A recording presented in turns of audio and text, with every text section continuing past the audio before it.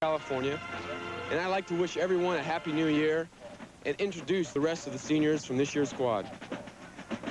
This man won nearly every Player of the Year honors in the country. Two-time unanimous All-American, second best rusher in college football history, the '79 Heisman winner. Charles White, tailback, senior from San Fernando, California. One of the biggest players in USC history, 6'7" and 280. Although sidelined all year, keep an eye out for number 77. He starts today. My name is Anthony Munoz, senior offensive tackle from Tijuana, Mexico. The USC center, one of the mainstays of a remarkable offensive line. He's also an honors student. Hi, my name's Chris Foote. I'm a senior center. I'm from Boulder, Colorado. This unanimous All-American, been collecting awards since starting as a freshman 4 years ago. Runner-up for the Outland Trophy as the most valuable lineman in the country. Nastarovia. My name's Brad Betty, offensive guard senior for the University of Southern California. I'm from Kansas City, Missouri. USC's leading receiver. He hauled in 27 passes this year, had 3 touchdown catches. Happy New Year. My name is Danny Garcia. I'm a senior wide receiver, and I was born in Seoul, Korea. USC has the breakaway ability on kickoffs and punts because of this man. He also represents a deep threat as a split end. Raymond Butler, wide receiver, senior, hometown, Swinney, Texas. Another consistent Trojan, the strongest man on the SC defense, an all Pac-10 defensive lineman. My name is Myron Lapka. I'm a defensive tackle, senior year. My hometown's Chatsworth, California. This 3-year starter has been the team's leading tackler this year, a UPI All-American. Happy New Year's, Mom. My name is Dennis Johnson. My position is inside linebacker. My years as a senior, hometown, Flint, Michigan. This senior honored as USC's Defensive Player of the Year, perhaps the most consistent but most underrated performer on the Trojan defense. My name is Larry McGrew. I'm an outside linebacker and senior. My hometown is Berkeley, California. This senior pass defender will have his eye on Schlichter. This season, he made 52 tackles and knocked down a team-high 12 passes. Herb Ward, defensive back, senior, hometown, San Francisco, California. A walk-on in '76. Through 4 years, this man has handled almost all of the kickoff chores for the Trojans. Hi, my name is Rob Kerr. I'm a senior place kicker out of San Gabriel, California. What a sight. 104, 506,000, depending on whether you're counting the bands and the media and all the rest, jammed into this Rose Bowl as we start a new sports decade. USC, Ohio State, the players will be entering the field in a moment. A cheer from across the way as the Trojans take the field. USC defeating Texas Tech, Oregon State, Minnesota, LSU, and Washington State before a tie to Stanford. They finished with wins against Notre Dame, California, Arizona, Washington, and UCLA to win another trip to the Rose Bowl. They have the best bowl record of any team in the nation. They've won 18 bowl games, and they have been the most frequent visitor to this one in Pasadena. Southern California, despite that one tie to Stanford, a touchdown favorite against the Ohio State Buckeyes. I think one of the things we can look for in this ball game, we not only have offensive and defensive teams on the field, we also have special teams. And one of the edges that Ohio State brings into this ball game is perhaps a much better, in fact, not perhaps, they have a better kicking game than SC. In Argueably, they have a kicker with great range, but also who's been very consistent. And also in the punting department, I think they have the edge over Pryor. In fact, we have an interesting situation with 2 former not Pop Warner. What are they, Dick? Former PP&K winners. PP&K winners. But outstanding punters. I think Pryor, probably the lesser of the 2. Certainly an outstanding chance for us to watch the kicking game at its best with Ohio State. John Robinson, 5-year contract. He signed it yesterday. He'll be at the University of Southern California. And I know that pleases you, O.J. Yes, it does. You know, this is interesting. The Ohio team hasn't come out. I recall 1 year back in Notre Dame, 1 year had the SC team wait on the field 15 minutes before they came out. So when we went back there in 1967 to play them, we hadn't beaten them there in 34 years. And McKay would not take the field until the Notre Dame team came out.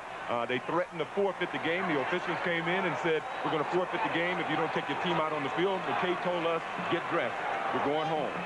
And we waited a little while, and the Notre Dame team took the field. But this is interesting. Ohio came out unusually early for the warm-ups. We commented on that. They came out about an hour, 15 hour, 20 minutes before in the warm-ups, and they should be on the field now, and they're not out. And maybe a little sight going on here. Well, you wonder if it's gamesmanship or whether or not the Buckeyes just lost communication with their arrival time, and perhaps Earl Bruce, first-year coach for the Buckeyes, giving them a little added incentive verbally. Well, certainly one of the things we ought to comment on is the fact that when a team travels, as Ohio State has, to another team's hometown, they are at a disadvantage. Even though SC is not playing in their home stadium, they have been living at home, and they have been much more comfortable, much more able to cope with the pressure of this bowl game than Ohio State. But there comes the Ohio State Buckeye team.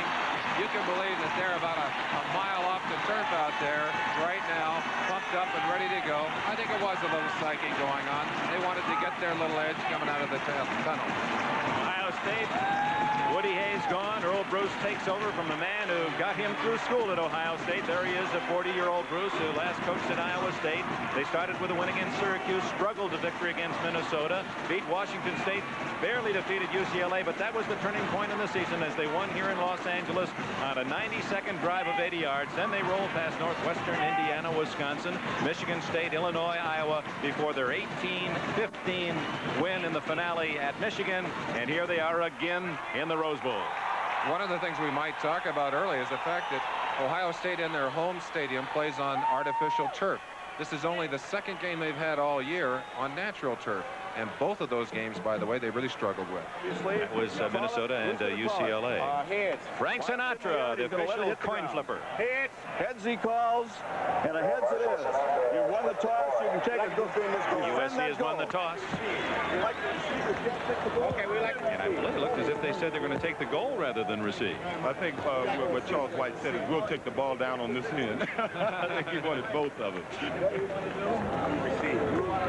Which goal do you want to defend? Defend that goal. Referee Gene Calhoun. Here's a coin for both of the captains. And, you'll have to split it up some way. Split it up in four. Yeah.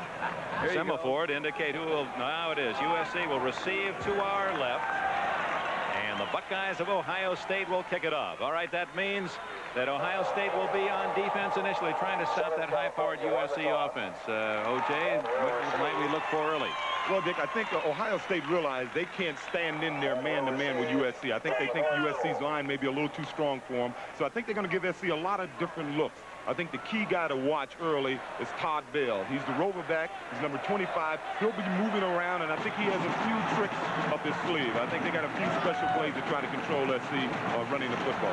And in Todd Bell, an all Big Ten pick, they have perhaps the best defensive player in terms of athletic ability on that Buckeye squad. All right, USC will have the football initially to start this game. Some folks from Illinois say when you're in a contest of this importance, you'd rather be on defense initially. I always felt that way when I was playing. I wanted to be on the field to start out with. But when you have such a potent and powerful offense as SC has, with that magnificent, powerful offensive line, and also with Charles White, Paul McDonald, I can't help but feel that maybe if I were the coach at SC, I would say, let's put our offense, let's put our best on the field immediately. Let's get off to a good start offensively. Let's get it going right now.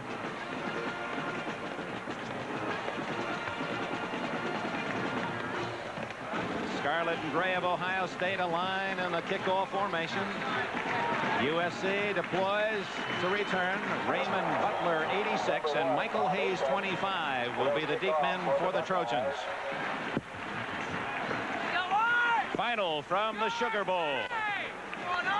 Alabama, some feel the top team in the country, has defeated Arkansas 24-9 to finish an unbeaten year. 4 undefeated teams left going into this day: Alabama, Ohio State, USC, although one's tied, and Florida State. You'll see them later from the Orange Bowl. The 66th Rose Bowl game about to start as number 1, Bob Atha, approaches the ball and delivers it deep. It'll be Michael Hayes, a senior from San Diego, and he'll sit on it there. Trojans start at the 20-yard line. Dick, one of the things we ought to look for early, if Ohio State is going to control that SC offense, they're going to have to do it with quickness rather than with strength. Starting lineups. USC is The backfield run by Paul McDonald, an academic All-American. Marcus Allen, tough fullback, sophomore, and the Heisman winner Charles White at tailback.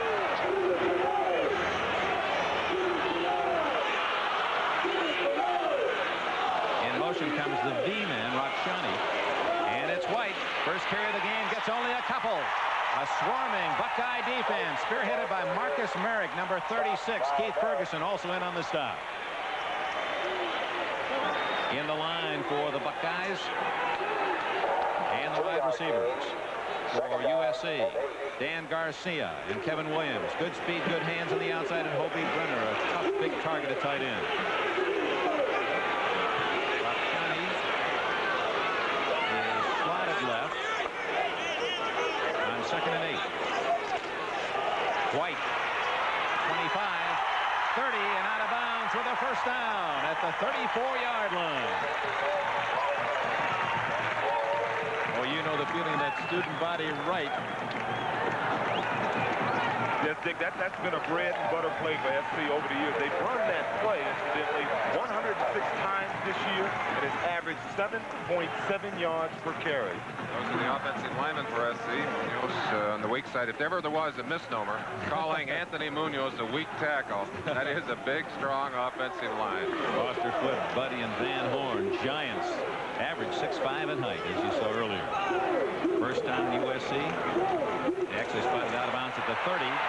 White, oh, a tough runner. All the way to the 37-yard line, a gain of 7.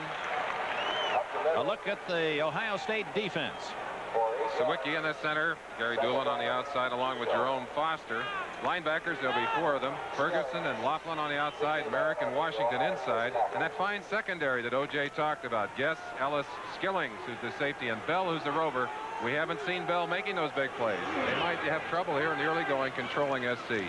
2nd and 3, Marcus Allen with a handoff. The fullback breaking tackles all the way to the Ohio State 49.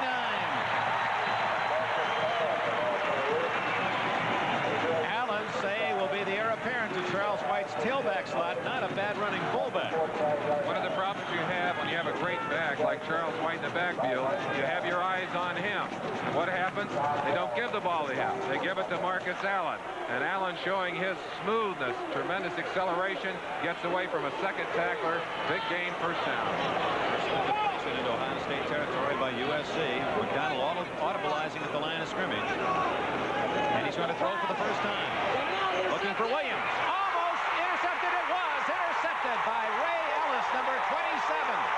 Ellis with a turnover. LOJ talked about that talented deep defense of Ohio State. Here it is. Yes, as I said, each man back here has won at least, was voted all Big Ten on at least one poll. As you can see them, they're very quick. They're all excellent athletes. I don't think it was a well-thrown pass. It looked like it was behind him. It looked like he was running out and ready to go up again, and Ellis played it real well. Watch the quick ball read here as Ellis comes under the receiver, taps it, and then picks it up. He only has to have 1 foot in. He had it comfortably. Here they go.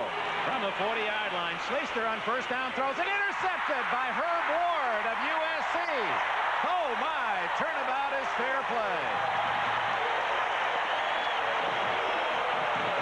Now the football gets hot in the first 2 minutes in the Rose Bowl. Back-to-back interceptions, and we have a timeout in Pasadena. Just a minute, 51 seconds into the first quarter. It's Ohio State nothing, USC nothing. The Trojans have the ball at midfield. Mr. Green? Yeah. I think we're going to see a lot of people on those tackles. It's going to be hard to call. White cutting to the outside. The great way to stop a back is to force him to run laterally and count the number of people in on that tackle. Great team speed and great team hustle. There were 9 Ohio Buckeyes around that football, and half of them on top of White. 2nd down and 7. In motion is White. McDonald looks off, has a man open. Kevin Williams, first down at the 33.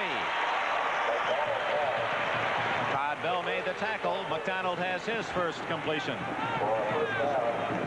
Kevin Williams has tremendous speed. He's a 9'3" sprinter, but his greatest asset is his quickness. McDonald under pressure, obviously to his secondary receiver, gets the ball up. Williams had cut back and forced Bell so far off the ball that he had no chance to get back, even though the ball hung momentarily. Fine play, first down, they're penetrating deeper. Deepest penetration of the game at the 33. No score, 12:55 left in the first quarter. Alabama has won against Arkansas. McDonald, complete. Dan Garcia to the 14-yard line. Make that Raymond Butler. Butler, 86. From Brazoria, Texas. He rooms with Garcia. Caught 21 passes on the season. Let's take a look at Paul McDonald. Quarterback, not even a fake for the run here. Just steps back, has plenty of time to throw the football. The break is there. Good job of running the pattern, finding the open area. Butler is down to about the 15-yard line. They mark it at the 14, first down USC. It's White sweeping right with blockers. 10. And down to the 7-yard line goes White from San Fernando High School. He said that Anthony Davis was like a brother to me, and it was indeed in this game as a freshman that Charles White became nationally known, and they certainly followed through, didn't he, O.J.? Yeah, he did a super job. He came in, the Michigan team had shook up Ricky Bell. Charles came in, and he rushed for, I think, 126 yards and was really the key to the game, the key to the victory, a 14-6 victory by USC. I think everyone thought when Bell came out, hey, we got him now. And they said, who is that? Who is that? They found out, didn't they? 2nd and 3, Rakshani in motion. Sometimes he'll stop and go back the other way. White up the middle, crunched at the 6-yard line, close to the 5. He'll be short of the first down by a long yard. 3rd down for John Robinson's USC Trojans. Robinson, after 4 years, 3 Rose Bowls, his teams have lost only 6 times in 4 years. You know, I like the fact that John Robinson came back throwing the football after Paul McDonald threw that interception. They were running the ball real well, but when your quarterback throws an interception, you want him to have that confidence that he came back throwing the ball, and I think he'll be throwing all day. I think he'll be confident with that. 3rd and call it 2. There's Rakshani reversing back. And now he's the extra blocker. White into the teeth of the Buckeye defense, and I'm not sure that he made that at all. They put up a good wall for him. I think he's short of it. It's going to be close, but he's about a yard short. They're going to have a decision to make here. Let's look at the charge, the line charge. They're trying to bury them there on the line of scrimmage. White coming to the outside. Excellent play by the short yardage defense of Ohio State. That's Mark Sullivan, just a freshman in there, doing a great job. He's actually a sophomore, getting underneath that stack, making the first hit on Charles White, and they're going to go for it. 4th and about a yard. Not going for the field goal. John Robinson goes for the first down at the 4.5. It's McDonald, play action. Incomplete, and what a job by Ohio State. Mike Guess broke up the pass in the end zone.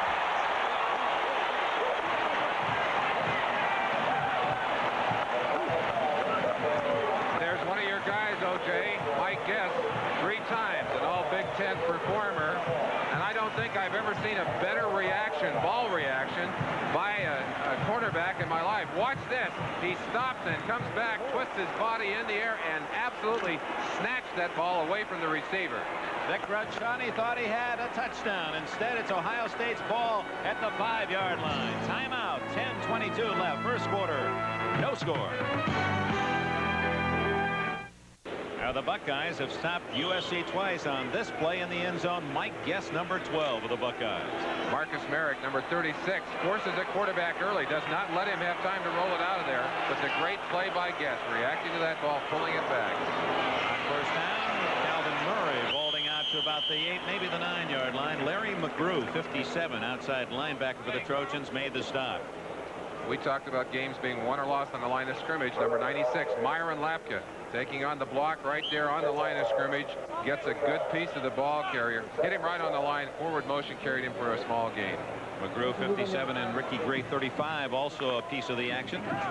Spotted at the 8-yard line. 2nd down, 6. Schlichter Schlichter to Campbell, the fullback, and he gets nowhere into the middle of that SC defense. Ty Sperling spearheaded the charge, number 63. The offense for the Buckeyes. Sensational sophomore Schlichter at quarterback. Paul Campbell, a senior, and Calvin Murray, a junior, the running backs. Gary Williams, Doug Donnelly, they both can fly, and Brad Dwelly, an outstanding freshman tight end. One of the most experienced offensive lines in football. A couple of 3 fifth-year seniors, Burke, Andrea, and Waugh. And Fritz on the other side, their captain. Lukens, a freshman. He's the youngest and maybe the best of that whole offensive line. Fritz, an All-American choice. Schlichter on 3rd and 5, in trouble.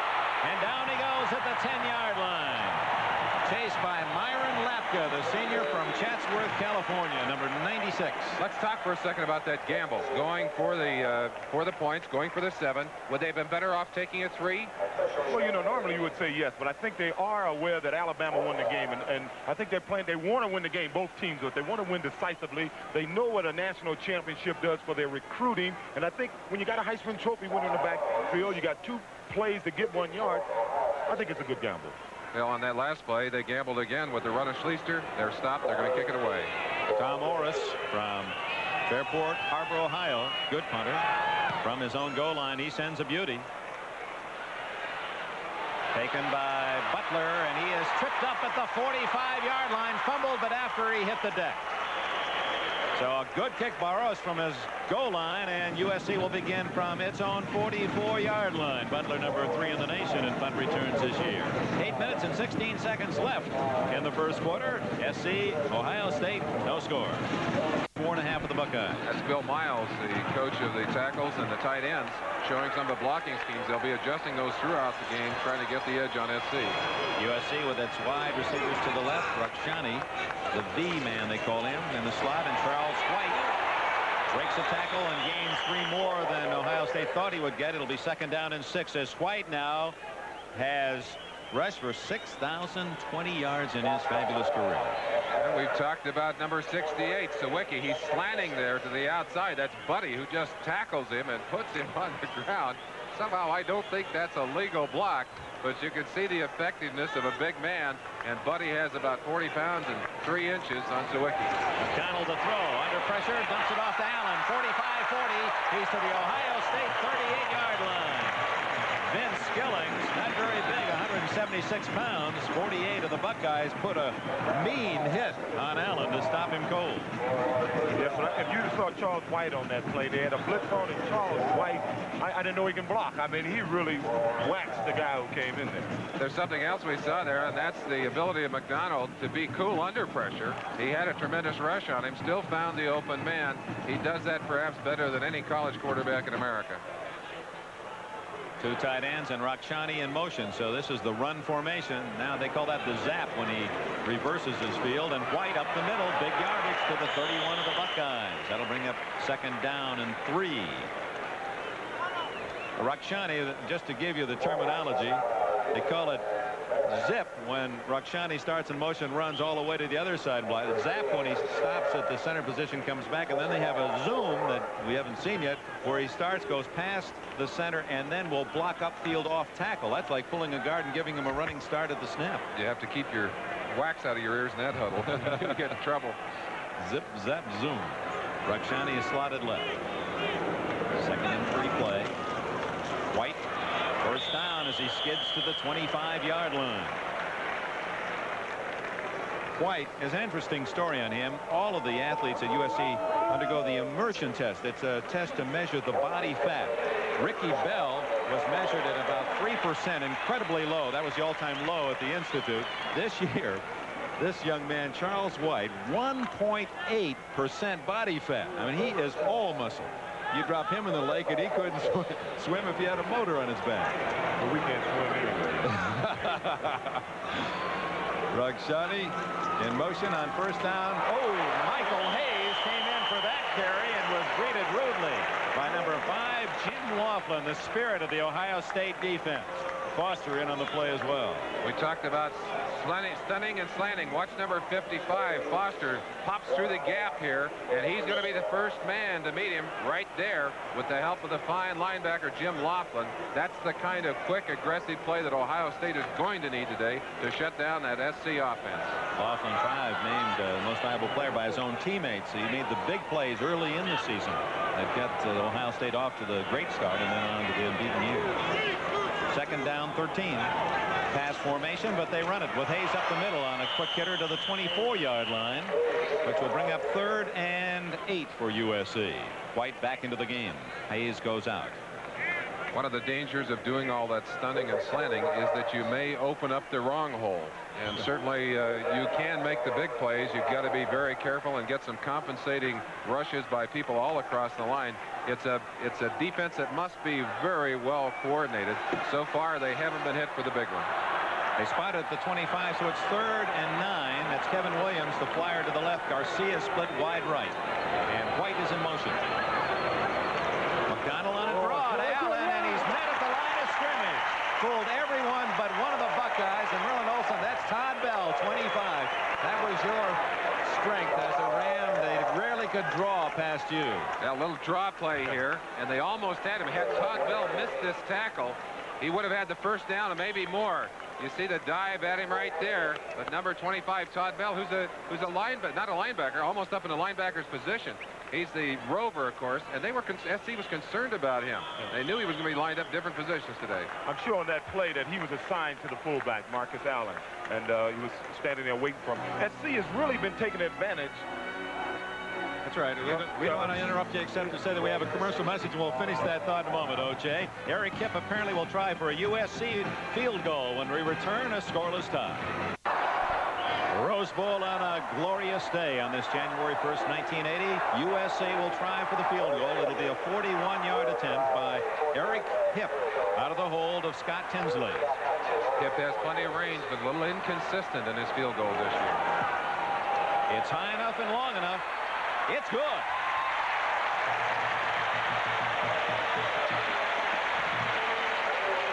Eric Kipp, who made but 5 of 13 on the year. His longest was 45 to beat California. That one good from 41. And USC takes the early lead. 4:37 left in the first quarter. Reminder, folks, as these 1980s begin, and what a great sports year 1980 will be. NBC starts its 3rd season of Sports World. That'll be Sunday, January 13th. Since its creation, we're proud that Sports World has brought you exciting and innovative coverage of American and international competition. We've investigated into the controversial and often misunderstood side of sports in our sports journal. We've had a lot of fun, too. Different and outrageous displays on the crazy world of sport. And we'll continue to bring you all this and more in the coming year on Sports World as we kick off the 1980s, January 13th, right here on NBC. Just a question for you, O.J. You think it's more important in an emotional game like this to put points on the board first? Or is that a great advantage to you? Yes, I certainly think it is. I think SC is lucky to get that score when they didn't score the first time because the momentum changed so quick in a game like this. You got to take advantage of every good field position you have. Tim Spencer takes the kickoff to the 20, and he's out to the 24-yard line. The Buckeye people feel he's a star of the future, Tim Spencer. McDonald, 58, made the tackle for USC. We talk about the sprinters who come down as headhunters.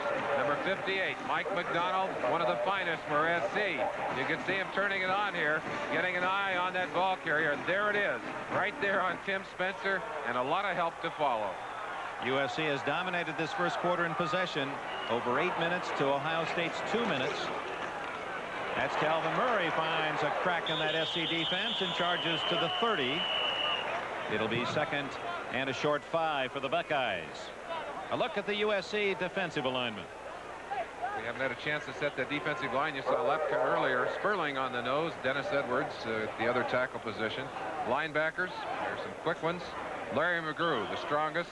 Chip Banks may get much better than McGrew as he gets older. And Herb Ward, you saw him with the interception. Watt, Smith, Browner. Browner just a freshman. He's in there because of an injury, an ankle injury that forced Lott to move to corner. Jeff Fisher not seeing starting duty. Schlichter has running room. 30, 35. And he's out to the 39-yard line. Eric Scoggins, 81, made the tackle. That will be the Buckeyes' initial first down of this game. Yeah, Schlichter came out that time to throw, actually. He looks like he wants to throw more than run. SC's defensive strategy is on option plays is to force him to run the football. They don't want him to pitch it. They want him to carry it himself. They like to rough him up a little bit, but I know they don't want this to happen. They don't want him to drop back to pass and then scramble for the yardage that he's getting. Well, the big advantage he has is the fact that he can run, and it opened up. He got the first down. I want to clarify, when you mean rough it up, you don't mean to do anything illegal, but this is a game of contact, and they're going to say, if you want to run out here, number 10, then you're going to have to pay the price. On all levels of football. Dumps it off to volley, a juggling catch. Did he come up with it? He certainly volleyed it. USC. Number 56, Dennis Johnson, wound up with a football. What's the call? Ohio State? No, Dick, I think it's going to be a joint reception, in which case they'll give the ball to the offense. But let's look at it here. Schlichter put the pass right on target. Volley bounces it 4 or 5 times. Finally does get a hold of it right there, and they both had it at the same time. The ball was on the ground. I'm sure that's what they're calling. Let's watch the receiver now and watch how many times he bats it in. 2, 3, 4. Right there, they both have it together. Dennis Johnson pulled it away and came up with it. A man named Volley certainly did it. And it's second down and 5. Up the middle to the 45-yard line and short of the first down. Ricky Gray made the stop on Calvin Murray. Third down 4, Ohio State. USC has the lead, 3-0. Final minutes of this first quarter in the Rose Bowl game. John Robinson, 44 years young. You guys are kidding him about the press guy says that 4 years ago a young John Robinson at 40 came to USC, and they say, yeah, young now going on 60. Schlichter play action, looking deep. He has Williams open. Gary Williams to the 2-yard line.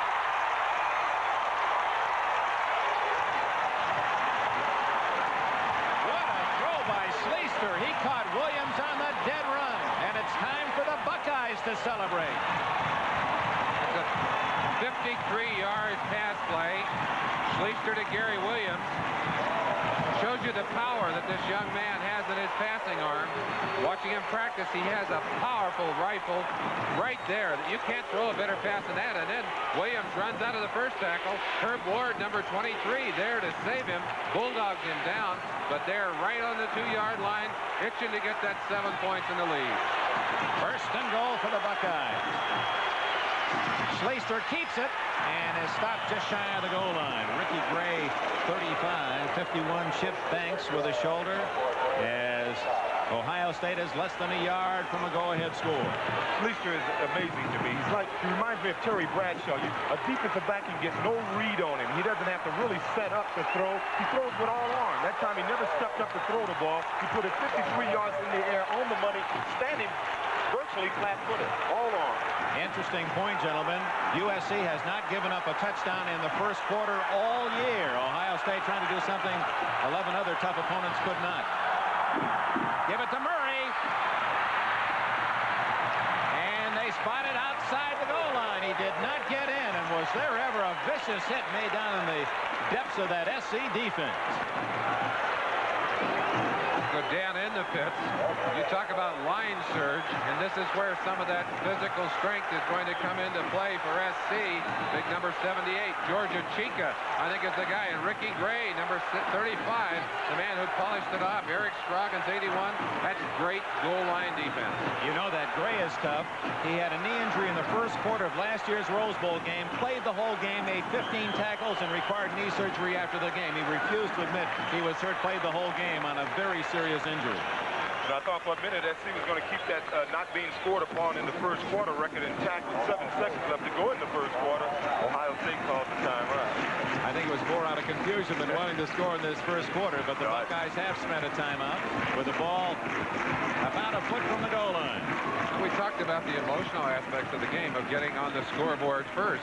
I think one of the most draining things that can happen to a team is to get great field position, to get a big play like that, go down to the 2-yard line, 1.5 yards 2-yard line and then get shut out with a play like we've seen on the goal line here. I tell you, Maryland, in the 67 Rose Bowl, we were playing against Indiana here, and we went right down the field and scored. We had them 7-0.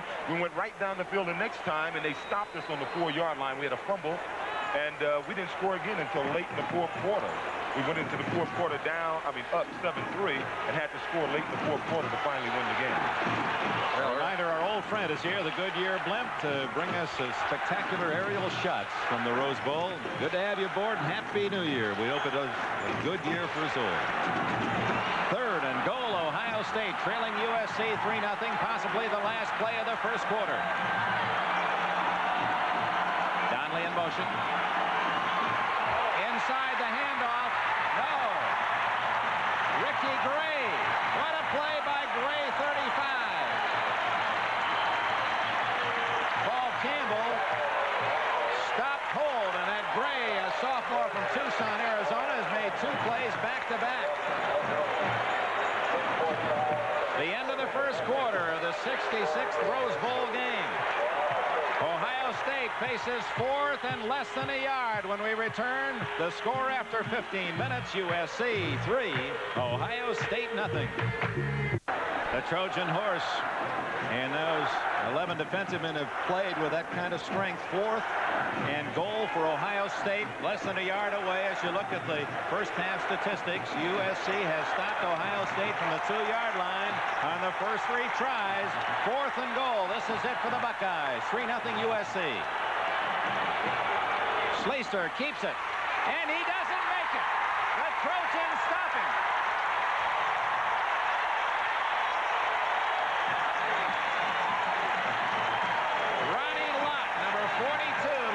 Charge of USC as they stop Ohio State 4 tries from the 2-yard line. What a brilliant goal line stand by the SC defense. And that's the kind of football, the kind of emotional football that will inspire the rest of the team. Watch Dennis Smith right there, 49, 35 Gray, 42 Lott. But the whole team is just firing out. You don't think they're excited? There he comes, cuts inside. It was Dennis Johnson who really made the initial hit. Credit Johnson, the All-American inside linebacker. Here comes White to the 3-yard line. Stopped goal by Jerome Foster, number 55. That was a remarkable goal line stand, gentlemen. That was 3 cracks from inside the 1, and they didn't make it. I tell you, emotionally, it's got to be disheartening to Ohio State. It's certainly a lift to the SC defense. They feel now that they can stop them no matter what. Don't you think, O.J., that lifts the offense, too, when they see their defense perform that way? Yeah, I think the offense may be a little tired. They've had 2 long drives and only got 3 points. But it certainly is going to affect SC's defense. I think they have all the confidence in the world right now. Here's White again. Finds a hole and gets out to the 11, maybe the 12-yard line, and that looks to be good enough for the first down. Remarkable first quarter. We did not see a penalty. Let's look at the hole that opens up here for Charles White. And again, I think the physical size and strength of SC's offensive and defensive lines is becoming very apparent here in the early going. Charles White getting a nice gain, hole open for him, but it's that initial surge at the line of scrimmage, and it's very tough to play against a man who's taller and bigger than you are. You just can't see where that back is going. Well, we said they were going to work on Sawicki in the middle, try to muscle him, and they've been getting away with it. Notice Sawicki's not playing on the nose anymore. White dumped at the 10-yard line. Bill. He is all over the field, Bell, and of course that's appropriate to the name Rover. Let's talk about Bell a moment, number 25 for Ohio State. He's an interesting young man. He's from Middletown, Ohio. That was the same city that produced Jerry Lucas. Butch Carter, now the Indiana basketball star. Bell in high school long jump 24 feet 6 3/4 inches. That's a great high school jump, but more importantly, it broke a record set in 1933 in Ohio by Jesse Owens. And he is all over the field with 9.7 speed and a hitter today. 2nd and 12. White doesn't get the ball. The handoff is to Marcus Allen, 33. And Allen is out of bounds at the 19-yard line. Ray Ellis made the stop short of the first down, 3rd down 3. Marcus Allen doing a good job of adjusting. There was no hole in the middle. Oh, Jay, question for you. And I've always felt that the running ability of a back depended a lot of times on his vision, his ability to see out of the corner of his eyes. Yes, I agree with that totally. You know, you have to have that good peripheral vision. I felt the biggest handicap I had as a runner in the last few years is I lost a line of vision in my left eye, and I felt that handicapped me more than anything. As we see Kevin Williams there's missed on a flat pass. He was open. He should have gotten the ball should have been able to, Paul should have been able to get the ball to him, and he just missed it. But look who was covering him. Todd Bell, 25. So one moment he's making a tackle on one side of the field, to the other side to defense against the pass. And in comes the kicking team for USC. David Pryor, number 17. He also won a national punt, pass, and kick contest. Average here of 36 yards per punt. Mike Guess, number 12, deep for the Buckeyes at the Ohio State 45. No pressure. Beautiful kick. Perfect spiral. Chases Guess to the 30-yard line. 35, 36, and that's all. Don Jones, number 11, made the tackle for USC. Timeout early in the second quarter in Pasadena. 12:54 remaining in this quarter. The Trojans of USC lead Ohio State 3-0. Dick Enberg with Merlin Olsen, O.J. Simpson at the famed Rose Bowl in Pasadena. 12 minutes and 54 seconds remaining in the second quarter. The Southern California Trojans leading Ohio State's Buckeyes 3-0. Ohio State ball at the Buck 35-yard line. Art Schlichter, comparison of his statistics the last 2 years. Look at the increase in touchdowns and decrease in interceptions. And he has a man open. Donnelly, his favorite target. He's a junior from Cambridge, Ohio. Joey Browner, that name sounds familiar. Browner, 47, wearing the same number. Well, it's because he comes from a very, very talented football family that includes Outland Trophy winner Ross Browner at Notre Dame, Jim Browner, Willard Browner, and there are two more Browners coming. They say are better than the rest. Quick replay as you watch Schlichter. Well, we don't have time for it. Yes, we do. There's Schlichter back. Hits his favorite target, Donnelly. And again, a fine pass thrown very effectively.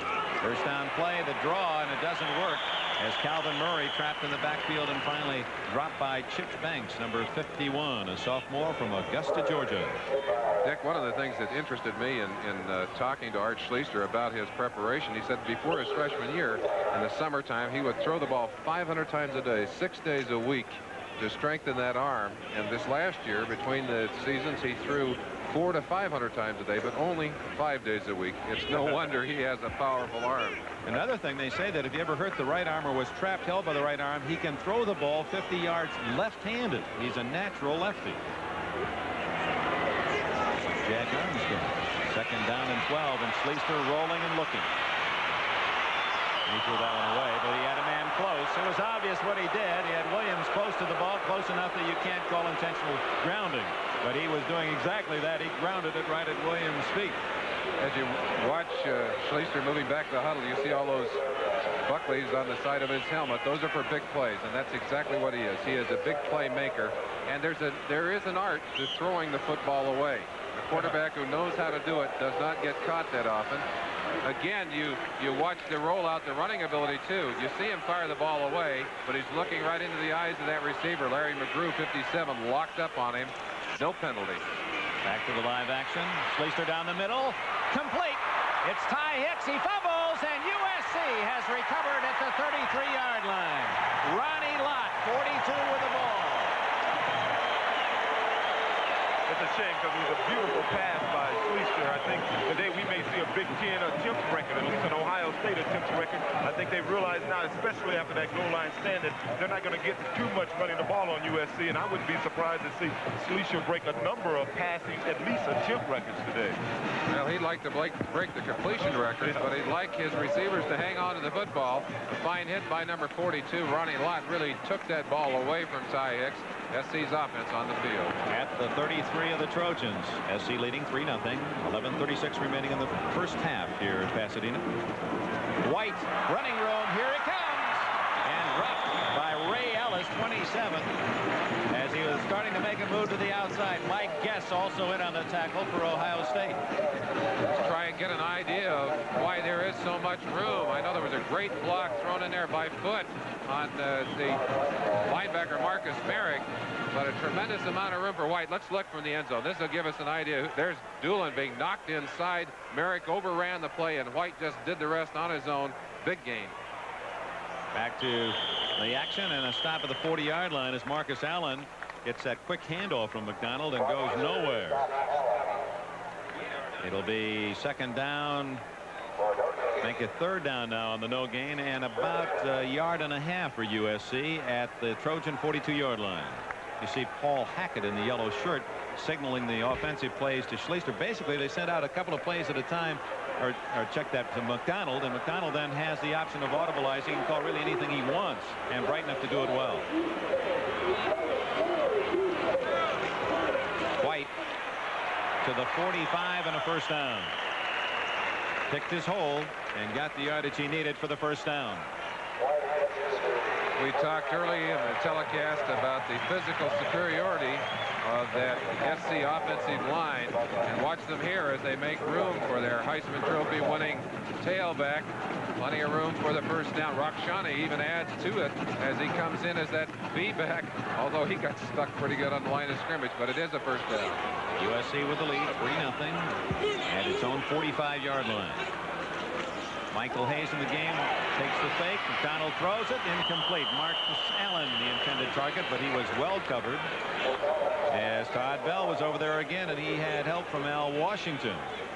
Washington, number 15, was from Cleveland, Ohio, and his teammates have been kidding him about his joy of being on the West Coast. They've already nicknamed him Hollywood Washington. We told him the story about Billy Wells, the old pony backfield of Michigan State a few years ago, when he infatuated with this climate, wanted a date with an actress. I can't remember, was it Debbie Reynolds, someone? He finally got that date, and he said, well, listen, you just tell Pam Grier that I'm ready anytime she wants to call me.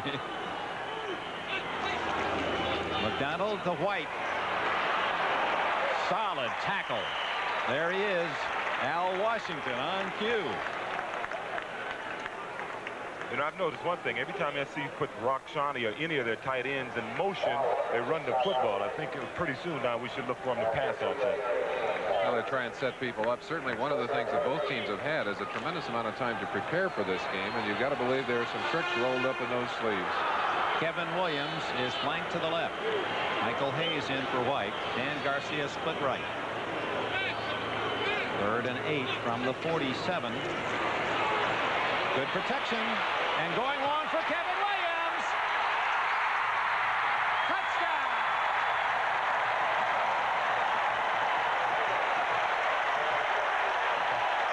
Paul McDonald waiting to the last moment. Threw that ball about 60 yards in the air, and Kevin Williams, the touchdown maker, has another. His 21st as a Trojan. You take a 9'3" sprinter and you add to it a quarterback who not only can read the receivers but fire the ball deep. You give him a little bit of room and it's all over. Ray Ellis, number 27, trying desperately, actually got a hold of him near the goal line, but too late. 6 points on the board, going for a 7th and a big early lead here in the Rose Bowl. 53 yards, the touchdown throw, and Hip will try to tack on the extra point. He's got it. McDonald to Williams. Williams, who was a high school teammate of Charles White. San Fernando was well blessed. So USC with 9 minutes, 11 seconds remaining in the first half now leads Ohio State 10-0. Here's McDonald, 53 yards to Kevin Williams. Yeah, the definition is big play. Yeah, he is a big play man. He was the leadoff man on SC's NC2A champion relay team, and in the 50 passes he's caught in 3 years, 20 of them have been for touchdowns. That's making a big play. That's bringing it home. The kick. Ty Hicks will take the touchback. First down, Ohio State at the 20-yard line.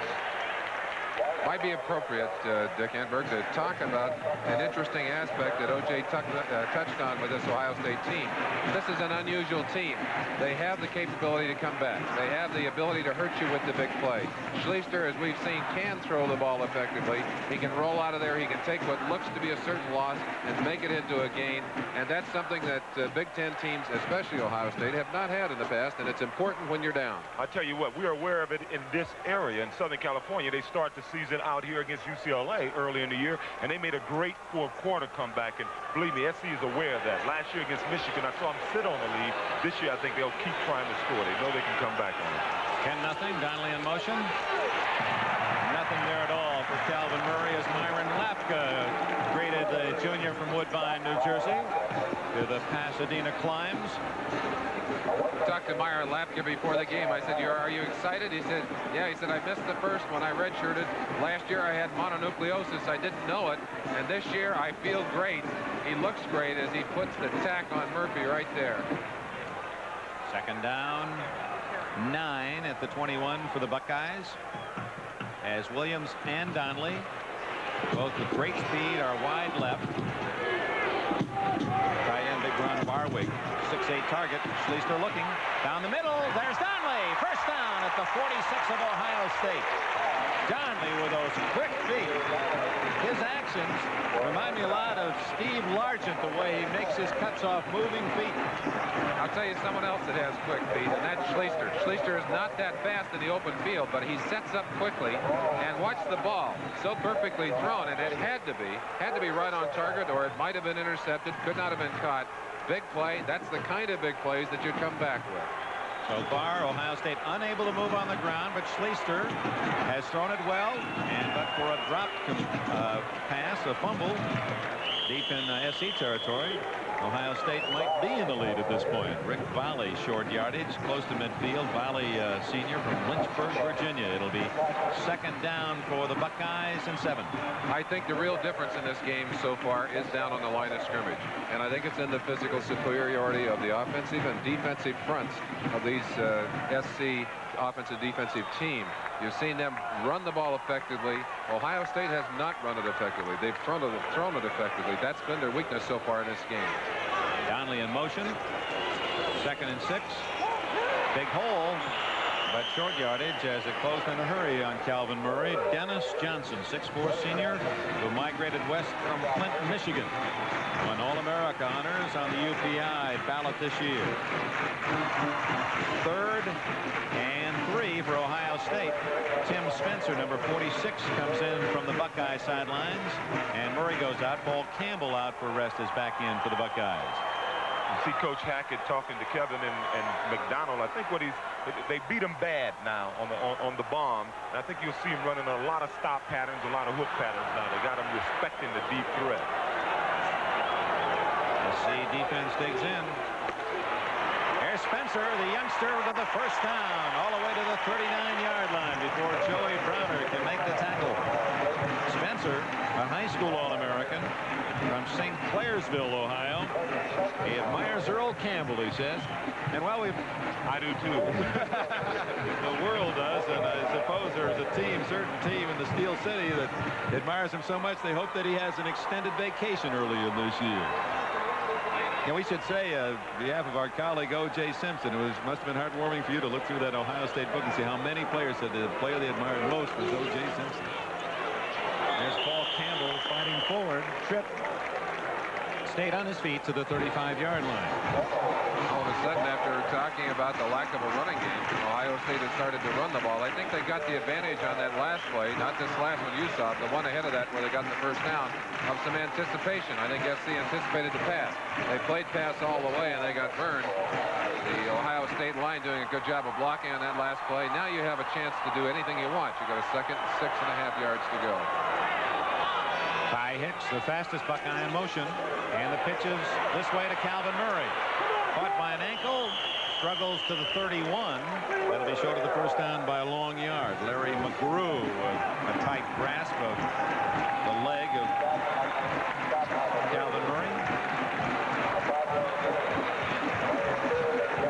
Well, the key to this game thus far has been Ohio State unable to score on 1st and goal from the 2 and 3 shots from inside the 1 as SC's defense with a masterful goal line stand. Then USC came back after the fumble recovery on a completed pass to hit on the bomb. It's 10-0 SC. 5 minutes left in the first half.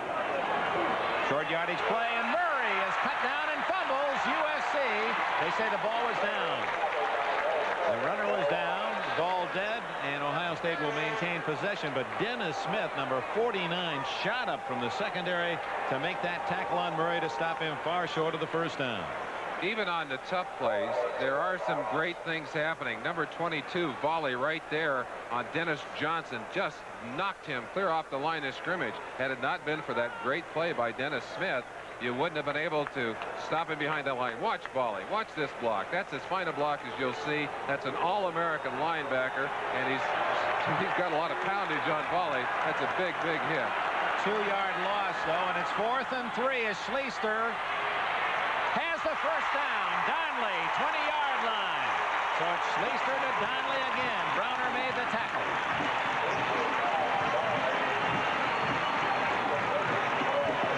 White Lightning has another reception. Well, and again, the big play capability of Schlichter, taking what looked to be an impossible situation there. He was getting pressure, got out to the outside, a little extra time, and Donnelly in isolation here knows how to find the open territory. Very quick feet and sure hands, soft hands. First down, a chance now to get it down closer to the end zone. 10-0 USC, first down from the 20. Campbell hit hard by Spencer hit hard by Ronnie Lott after a gain of a couple. It'll be 2nd down and 8. They feel that Lott will be the next defensive All-American for USC. From Pasadena, we pause briefly for station identification. This is the NBC Television Network. Ball game in Pasadena, California. 3.5 minutes remain in the first half. USC with a field goal and a long touchdown bomb. McDonald to Williams leads 10-0, but Ohio State has the ball. 2nd down and 8 at the 18 of Southern California. Schlichter to throw. Incomplete. Dwelly, the tight end, a freshman from Sandusky, trying to make that fingertip catch. So Schlichter kept it away from the defense. Almost a perfect throw, and he had very little room in which to fire that one. I tell you, if the way the game's going, this is the best field position that they can have, because it's tougher to throw the ball, as Maryland can tell you, the closer you get to the end zone. They haven't had much success running the ball down there close, so as strange as it may sound, the best point on the field for their offense to be is right around the 20. They got good room to throw the ball, and because they've had so much problem running the ball, I don't think they want to get first in anything inside the 10. I'm sure something sticking in the back of their minds right now is how tough they had at getting it in from the 1-yard line. USC has called a timeout. 3rd and 8 Ohio State at the Trojan 18-yard line. When we come back, 3:19 left first half. Ohio State trying to get on the board. Yeah, the promises to be another exciting college basketball year already has been. We'll be joining Al McGuire and Billy Packard. A week from Sunday, we'll be on the campus of Purdue University. Syracuse at Purdue, and it all starts Saturday and Sunday, beginning this coming Saturday. Got 3 wide receivers. 3rd down 8 for Schlichter. Incomplete to Ty Hicks. Not quite enough time. Hicks was open deep as he slipped around Jeff Fisher, number 40. But it appears the Buckeyes will bring on the field goal unit. Ty Hicks is the fastest man on this Buckeye squad. He's working on a man with an injured ankle, and he actually has him beaten. But that delay in getting around cost him a chance at the football. So it'll be Vlade Anakievsky from Columbus, Ohio. He has set the Ohio State records for scoring and in field goals. Heisman Trophy balloting, and Schlichter right there with Paul McDonald, who finished 6th. Anakievsky, a 35-yard attempt. Castagnola, backup quarterback, does a good job of saving it. High enough, long enough, and Ohio State has scored. Anakievsky missed only 3 of 18 all year. He comes through on his first opportunity today. Timeout. 3 minutes, 10 seconds remaining in the first half. USC's lead is cut to 10-3.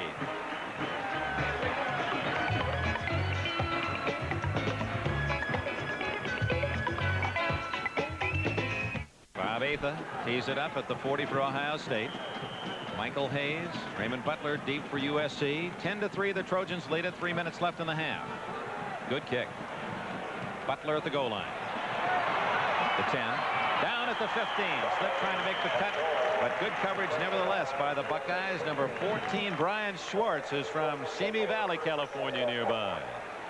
10-3 USC in this Rose Bowl Classic. Elsewhere on this January 1st at the Cotton Bowl, it was 17-14. Houston beat Nebraska. Let's look at Glenn Cobb, number 35. We talked about headhunters earlier. You see him going right over the top of one of the Trojans. He won't give him a chance, hitting right in there, actually stacking up the wedge. And it was a slip, I think, more than anything, that stopped that run back. Flag is down, and we may have had contact by Tim Sawicki, number 68, as he lurched forward. He may have hit one of the SC offensive linemen. Yes. 5 yards against Ohio State. First penalty of the game. And it's an easy one, too. Sawicki excited. He wants to get a piece of that center, and did, unfortunately, a little too early. Well, he had to take advantage of that quickness. I don't think he really wants too much of a piece of him. I think he realized he's being outweighed. If he can't outquick him, he has no chance. Yeah, Chris Foote was married, I guess, in this last year, and they said it's the biggest wedding they've ever seen because all of the offensive linemen of USC were part of the wedding entourage. A big wedding. Rakshani on that zap action, and here comes Charles White. It's about 4 to the 24 and stops the clock with 3:02 left in the half. Very important right here for Ohio State's defense to get things stopped, to take that football away. Their offense able to move the ball successfully down the field and get some points on the board. Now they'd like to get a turnover. They'd like to stop SC, force them to punt right here, or even better, get a turnover, get some points on the board themselves. Second down, and call it 2, a short 2. Allen in fullback, White the tailback. Kevin Williams flank to the right.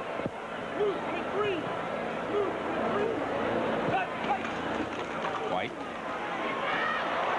stopped, but I believe he has the first down. It's going to be close, shy of the 26-yard line. Number 65, Keith Ferguson, with a tackle. Speaking of Charles White, let's look at the Heisman balloting once again. Well, you're going to see Mr. Billy Sims in Oklahoma on the Orange Bowl that will follow this telecast. 2 interesting things I see there, Dick. 3 of the top 6 college players in the country in this game. And Schlichter's 4th place finish, the highest ever for a sophomore. Vegas Ferguson and Notre Dame in that 3rd spot. Butler with Williams in the slot. A lot of speed wide right for McConnell. On first down, he keeps it on the ground to Marcus Allen. Marcus Merrick of Ohio State made the tackle. Dick, I alluded to the fact earlier that it's tough to play against people who are taller and bigger than you are in that defensive line. The thing that happens to you is that they get locked up on you, and you really can't see where the ball carrier is. A guy goes by you, you don't know whether he's got the ball or not. A lot of times when they're using a dive action with one man carrying the ball and another man coming off the other side, you almost have to take the first guy and tackle him. They did it right there. Unfortunately, he didn't have the ball and made some good yardage. 2nd and 6. White again. Tremendously quick start of his. He's short of the first down by a yard. Well, let's take it to the other side then, O.J. It is true then that backs hide behind their blockers and then see that opening and try to put on that extra step. That you do try to shield yourself visually from the defense as well as physically. Yeah, that's part of it. The best thing about having those huge offensive linemen is the defensive back is coming up worrying about that pulling guard. I used to love Reggie McKenzie because he was 6'4" and had a lot of speed, and those defensive backs are worried about him, and they're not looking at me. 3rd and 1. Clock running down to 1:30 left in the half. SC improving its field position, and White has another first down and more. Breaks it free. 45-50, and now he has blockers. Fumbles, and Ohio State recovers. Todd Bell made the tackle. Jim Laughlin recovered the fumble, but it was Bell hustling out of nowhere, caught White, and forced the fumble from behind. Dick, Sawicki had left the ball game with an injury. They'd put a man in his place, and they came right at, I think it was Mark Sullivan in there. Marcus Merrick had a shot at White, but what a tremendous play. Todd Bell has been the man of the hour for this OSU defense. Watch it right there. Chops the ball out of White's hand, and Laughlin, number 5, their MVP, there to pick it up. So Todd Bell denies USC, and White a long, long gain toward a possible added score. And with 1:18 left in this first half, it's Ohio State with the football, trailing the Trojans 10-3.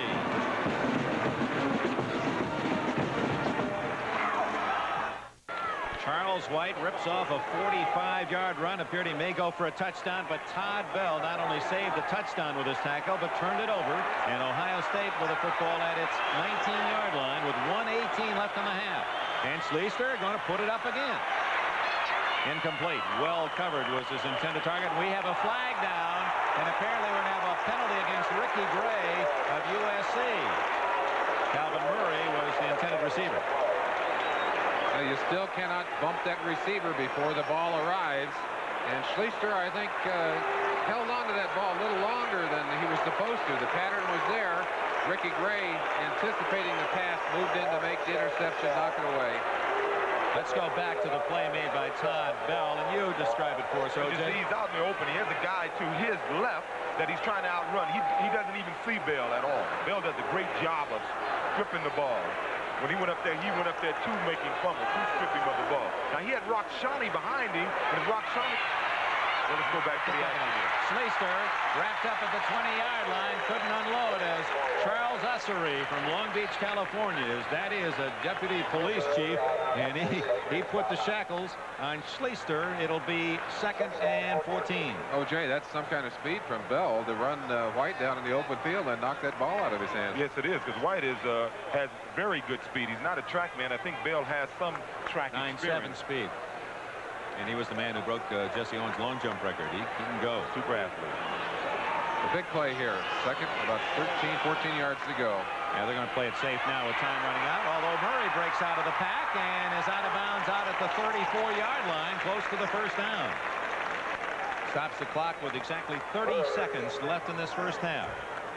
Just to quickly summarize for you, USC had the best early opportunity on 4th and 1 inside the Ohio State 5. They went for it, did not go for the field goal, and Ohio State stopped them.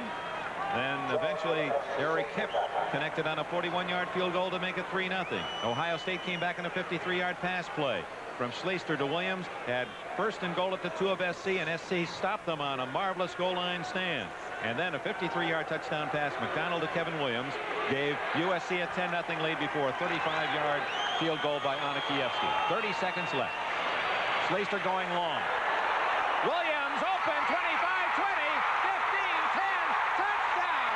Oh, my. A stunning play. Gary Williams drifting behind the defense. I don't think he can outrun Schlichter's passes. What a tremendous play. There's just no way to anticipate that. You've got to believe he's going for a percentage play. He's going for the home run. And they get behind Kenny Moore, number 43. He's the closest man. But when you give a fast sprinter like Williams that football and give him a little room, he's not going to be stopped before he gets into that end zone. What a big turnaround here in the last 40 seconds of this first half. I tell you, it's got to be a lift for Ohio State. They've been outplayed in the first half. They'll go in at a halftime tie. Believe me, they'll come out with, they should have the momentum coming out in the second half. Anakievsky trying for the tie. He's got it.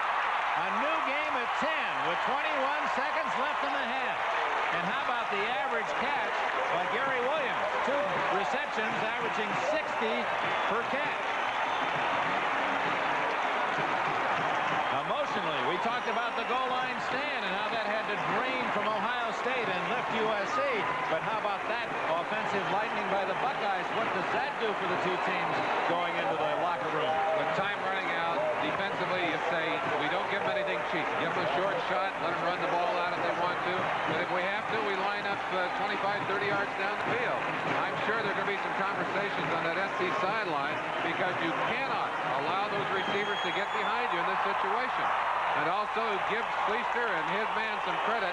That's a powerful pass and some great receiving there by number 44 Williams. And look at him put it on right there. Puts on that burst and carries it into the end zone.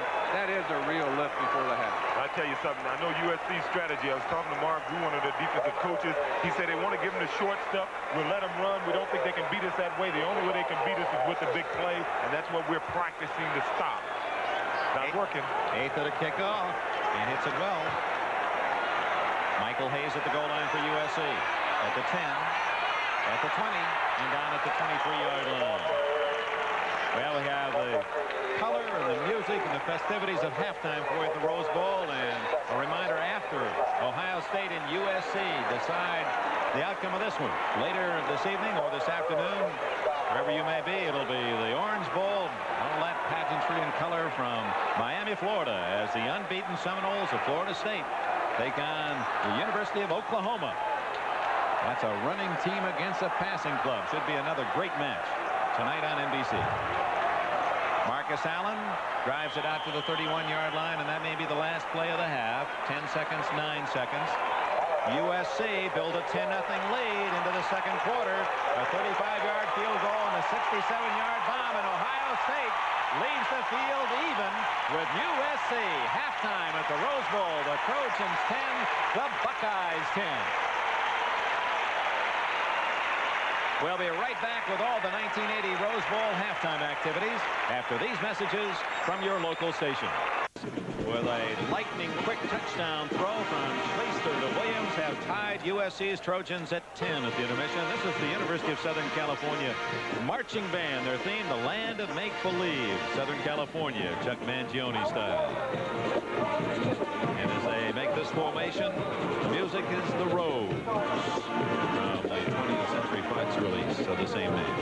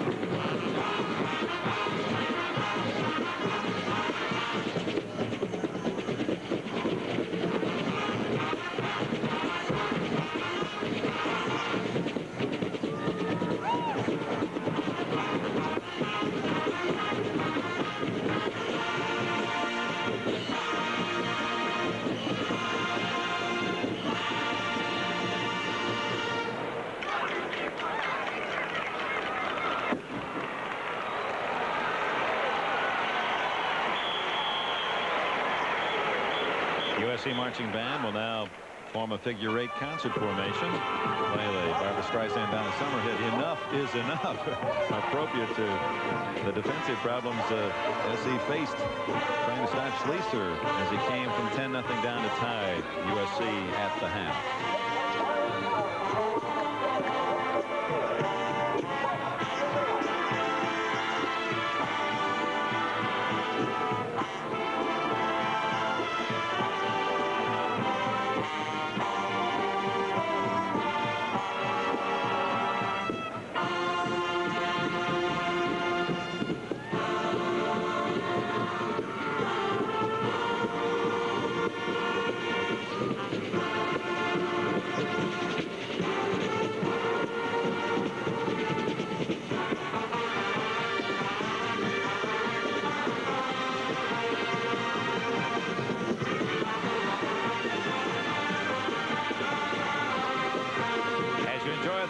Southern California marching band. Let's visit that fine campus here in Southern California. University of Southern California standing proudly on the threshold of its second century.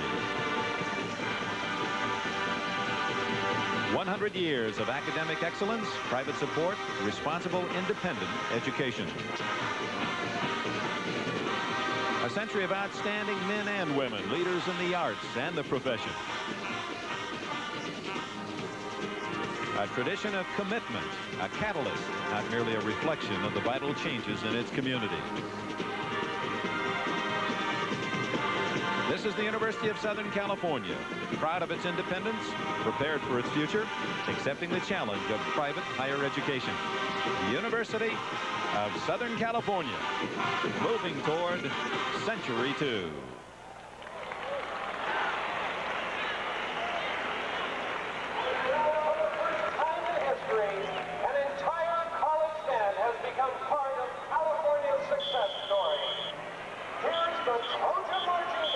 University of Southern California band collaborated with Fleetwood Mac. This number, Tusk.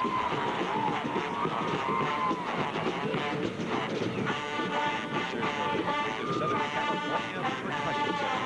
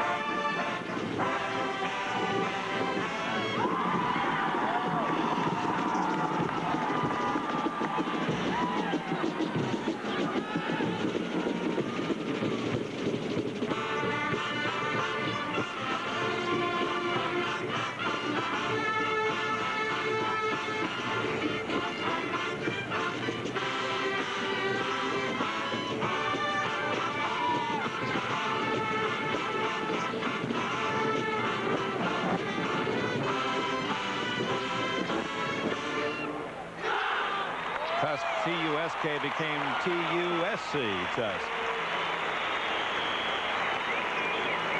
Now the Trojan band with its finale and a precision circles full drill formation. Music from the Paramount movie Star Trek.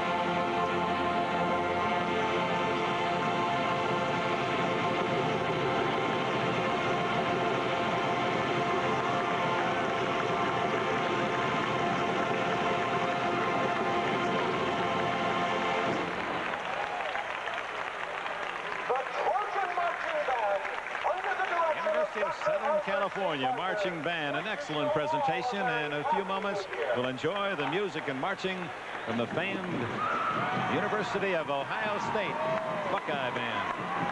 Big year for NBC this 1980, and of course part of our sports story on this network will be the coverage of the Olympic Games in Moscow. The 1980 Games are just around the corner. NBC, as a part of its celebration of bringing that event, presents now this Olympic moment.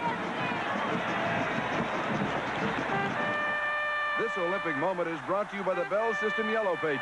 When you want to know who, what, where, when, why, let your fingers do the walking through the Bell System Yellow Pages.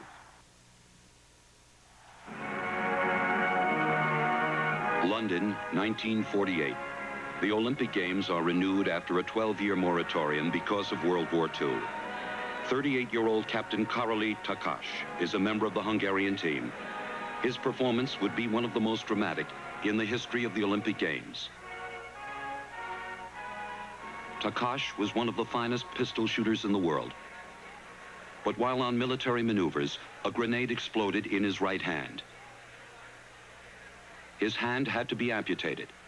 Nevertheless, during World War II, he remained on active duty with the Hungarian army. Now, here in London, Captain Károly Takacs will attempt to fulfill the dream that he had before his accident, to win an Olympic gold medal. When the rapid-fire pistol shooting championship was over, Captain Károly Takacs stood atop the victory platform. He had won the gold medal using his left hand. Because of a certain ability I possess, I've been asked to tell you all the useful shopping information you can find in the Bell System Yellow Pages. Rose Bowl in Pasadena. We're at halftime. The University of Southern California and the Ohio State Buckeyes are tied at 10 at the intermission. The Ohio State marching band performs. A sensational drum major will keep our eyes on Dwight Hudson.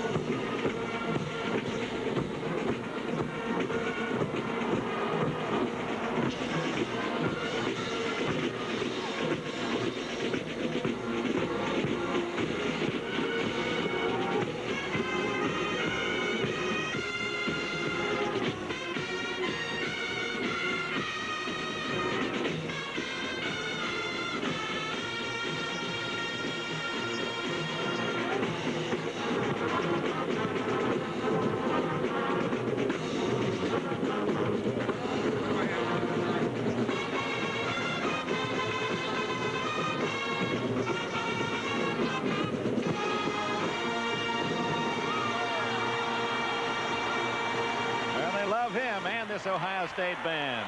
Interestingly, both universities selecting music written by Chuck Mangione. Now music written by Leonard Bernstein. The West Side Story is a backdrop to this visit to Ohio State University, a university proud to be a leader and again proud to represent the Big Ten on NBC in OSU's 11th appearance in the Rose Bowl. Ohio State is distinguished in its land-grant heritage as a leader in teaching, research, and public service. Programs support all areas of research from undergraduate to professional in more than 100 fields of study. OSU's commitment remains strong with more than $63 million this year for research and other sponsored programs. OSU probes into ancient Arctic ice in search of clues to future weather patterns. OSU extends an ear far into space searching for life in other worlds. And Ohio State's Lake Erie Clear Project plays a major role in reviewing life in, on, and around Lake Erie. Ohio State is nationally recognized for such diverse and top-rated programs as agriculture, dentistry, pharmacy, veterinary medicine, and Slavic studies. OSU entering a new decade with great tradition, but changing to meet the challenge of the 80s.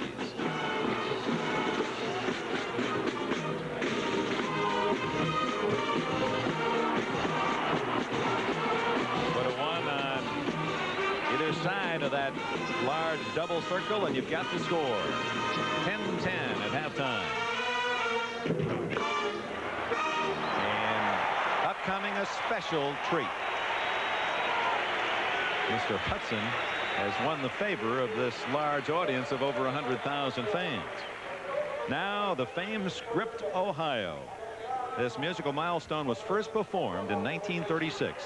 Has now become the signature of this outstanding band.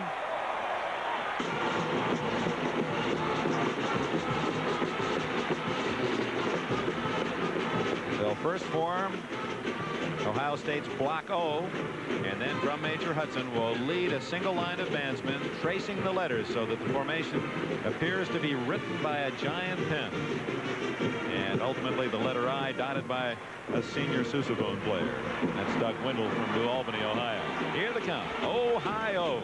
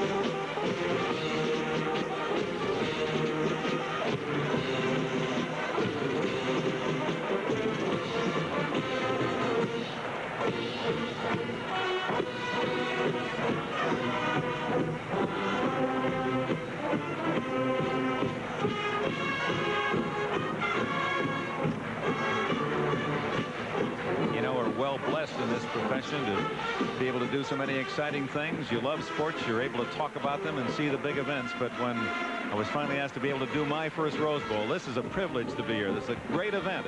It's a happening every year, January 1st in Pasadena. We're pleased to share it with you.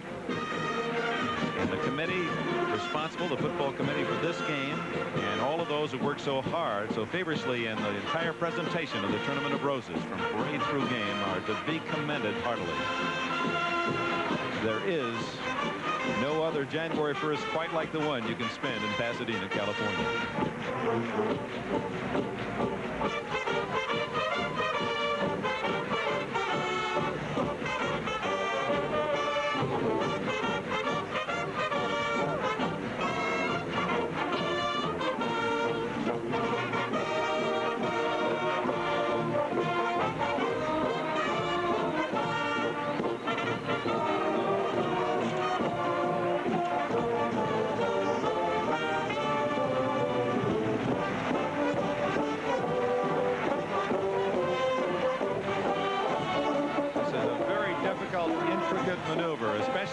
2 O's. A lot of block letters, but to make those beautiful O's is something in itself. And now the honor to the sousaphone player was let out to dot the I.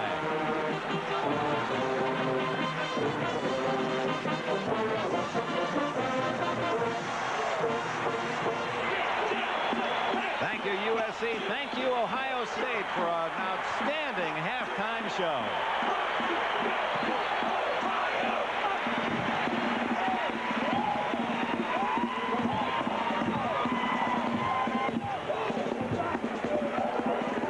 It's 10-10 at halftime, and this 1980 Rose Bowl game is brought to you by Chrysler Plymouth, who invite you to see our 1980 models. And 6th Rose Bowl game is tied at halftime. USC, Ohio State, even at 10. From Rakshani, that's one of the fine plays we saw early. SC now a chance to score.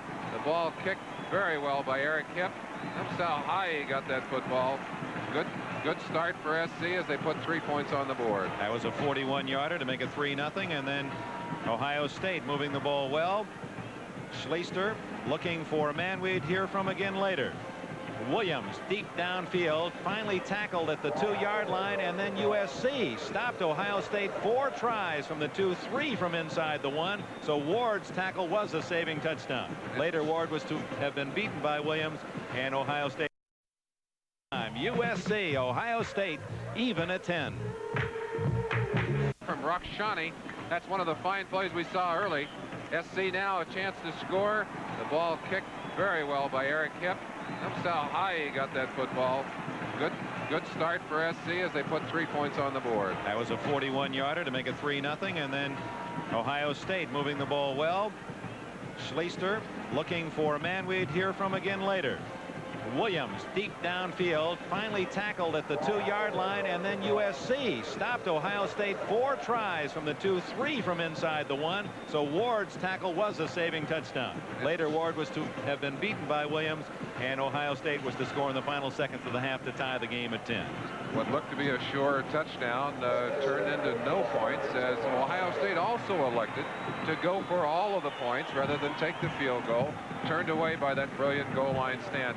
But we couldn't ask for anything more. 10-10 at halftime, a beautiful day. They've got it teed up and they're ready. Ohio State will receive. Rob Kerr kicks it off.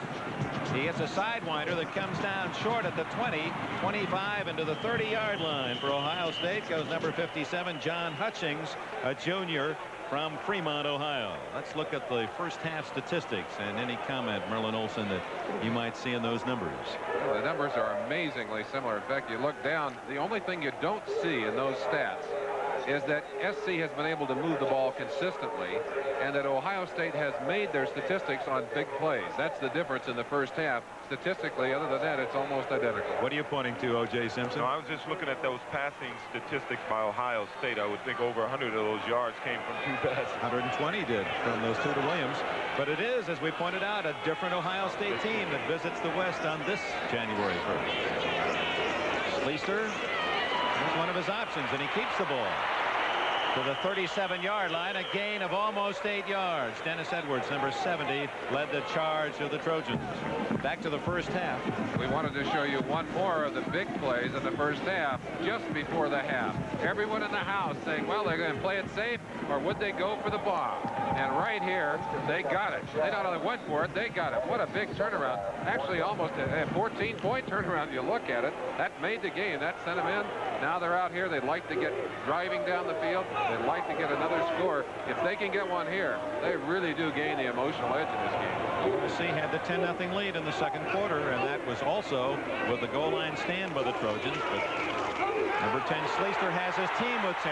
Quick hitter by Murray, but just as it appeared he might break loose, Joey Browner, the freshman, number 47, makes a hit out at the 41-yard line. It is a first down, Ohio State. You were commenting at the intermission, O.J., that this game offers some deja vu as far as your reflections. I can't believe it. You know, back in 1969, my last game against Ohio State, we came in the game undefeated with 1 tie. SC does this year. Ohio State was number 1, undefeated. They had a sophomore quarterback. We went ahead 10-0. I mean, you know, it's almost like a carbon copy of that game. You got some cardiac arrest over there. Paul Campbell, gain of about 3 out to the 44, Dennis Johnson. USC's leading tackler each of the last 3 seasons. Number 56 up off the bottom of the pile. Schlichter, just a sophomore, but gentlemen, as we watch him in the first half, you really have to look back through. He carries himself and plays like a senior. Well, I tell you, I think he's going to change a little tradition at Ohio State. When Coach Robinson came to SC, everyone knew he was a passing coach, and we thought we'd lose the tradition of the great tailback. He's been able to maintain that, but I think with Schlichter in the back field, they're going to have to become a passing team in the next couple of years. And he's back to throw. Under pressure from Banks. Dumps it off to Murray. And it's a first down at the USC 45-yard line. Calvin Murray, he was the 3rd leading receiver for the Buckeyes this year with 17. And Schlichter took a pop in the process. We talked about the poise of Paul McDonald, the SC quarterback. Watch Schlichter. One of the tests of a quarterback. Will he hang on to the ball until the last second? He does it right there. He pays the price, but I think he'll willingly pay that price for a reception and a first down. He's a big, strong kid. I don't think he's worried about it too much. He didn't pay any attention to the guy tackling him. He watched the ball all the way. Interesting statistic. 2 minutes into the 3rd quarter, Schlichter already with 200 yards passing. First down at the SC 45. That's Donnelly in motion. Murray up the middle. Gets 5, maybe 6. To the 39 of USC before Chip Banks can make the tackle. Missed last year's Rose Bowl game, did Banks? Dennis Johnson also in on the play for the Trojans.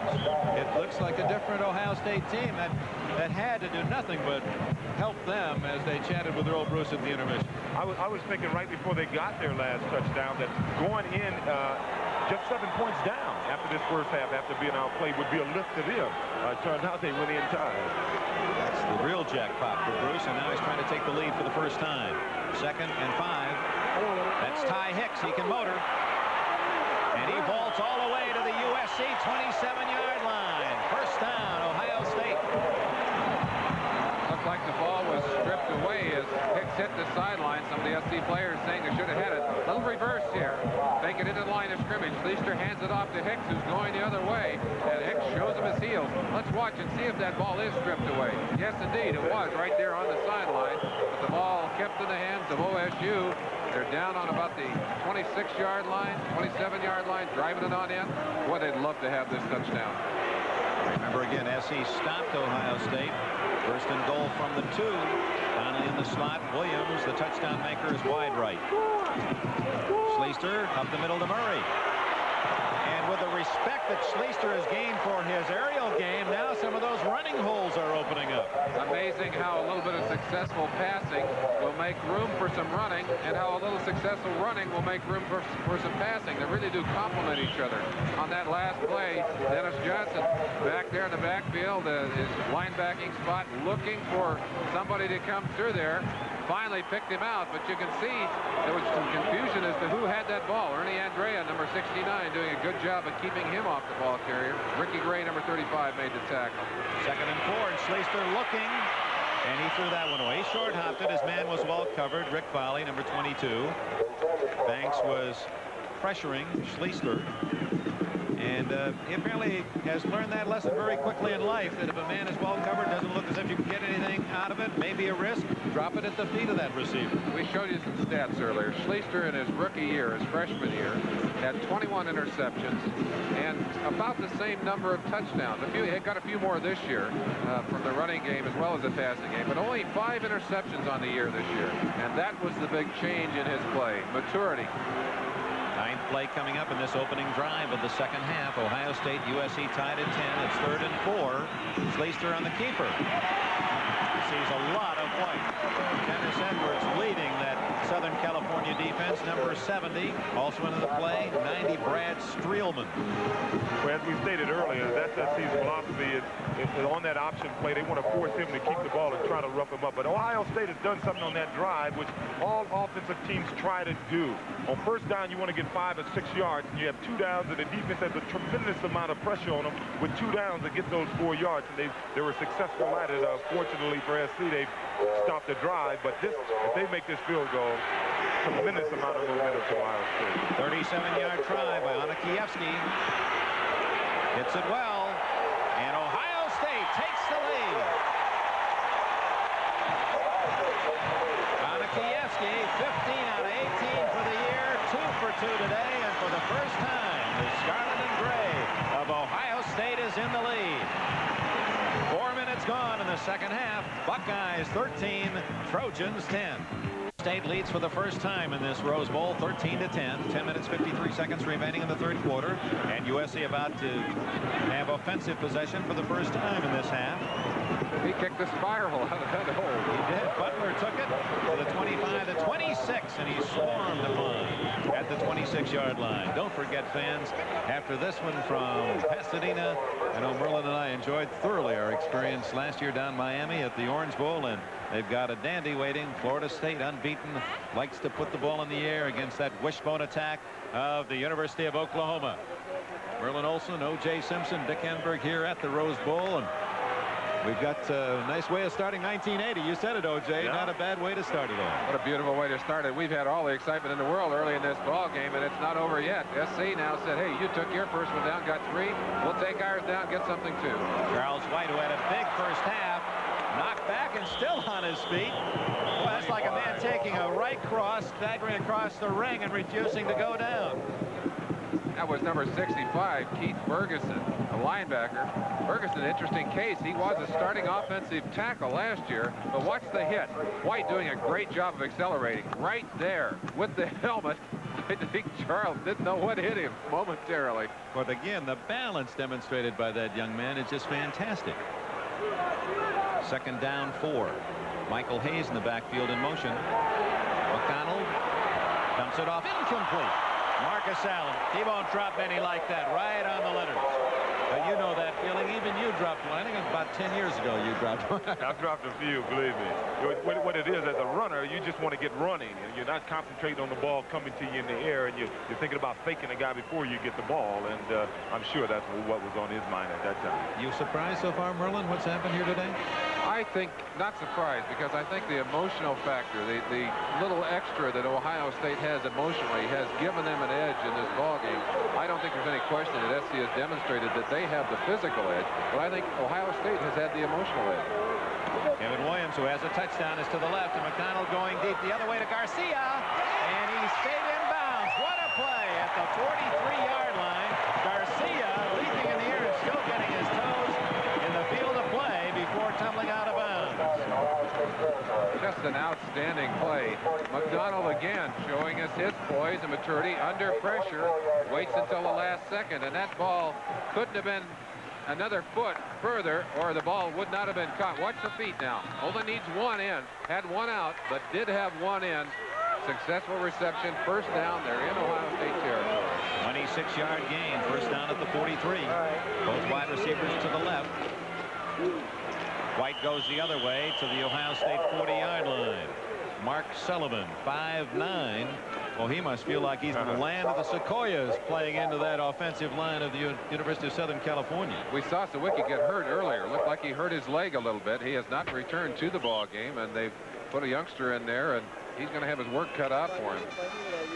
This is only the second time this year that Southern California has been behind this late in the third quarter. The other at LSU, and they rallied to win that one at Baton Rouge. 3 men to the left. McDonald in trouble, and he can't unload it. 97, the little guy playing big. Mark Sullivan gets the sack. We just talked about Art Schlichter. He's just a sophomore. He must have anticipated that snap count. Watch how quick he gets off here. He gets Chris Foote, number 62, going backwards. Foote has no chance. That's a Fran Tarkenton move by McDonald there, but it didn't pay off.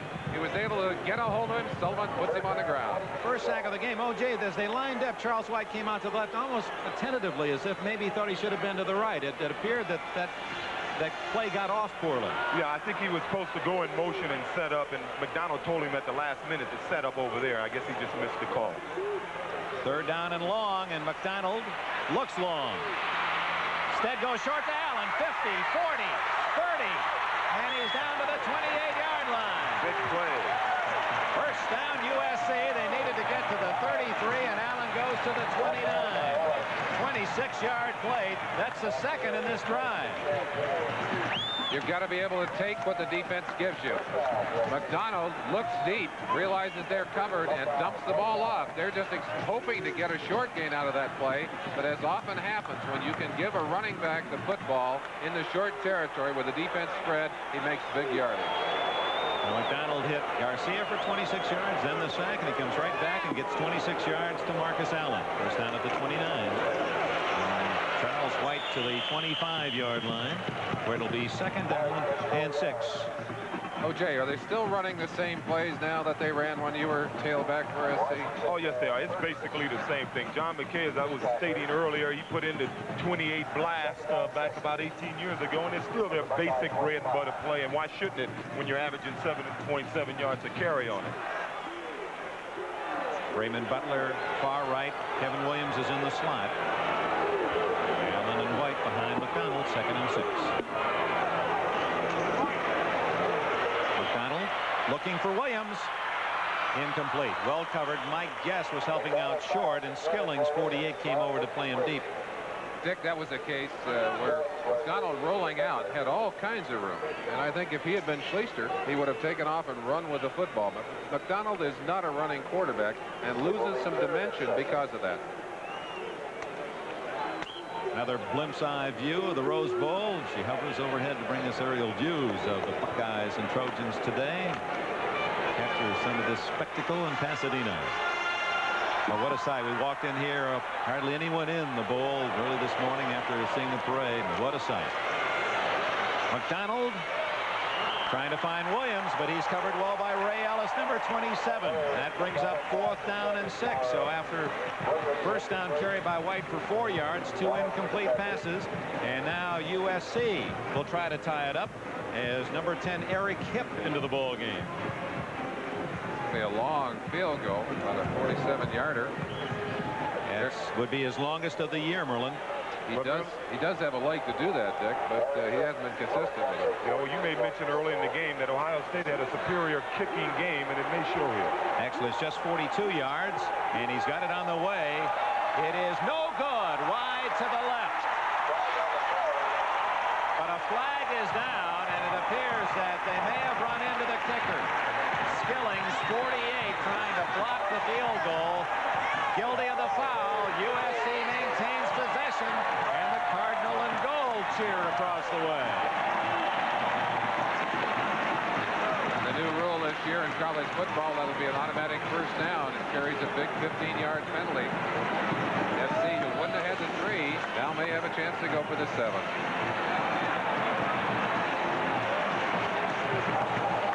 Here's what happened.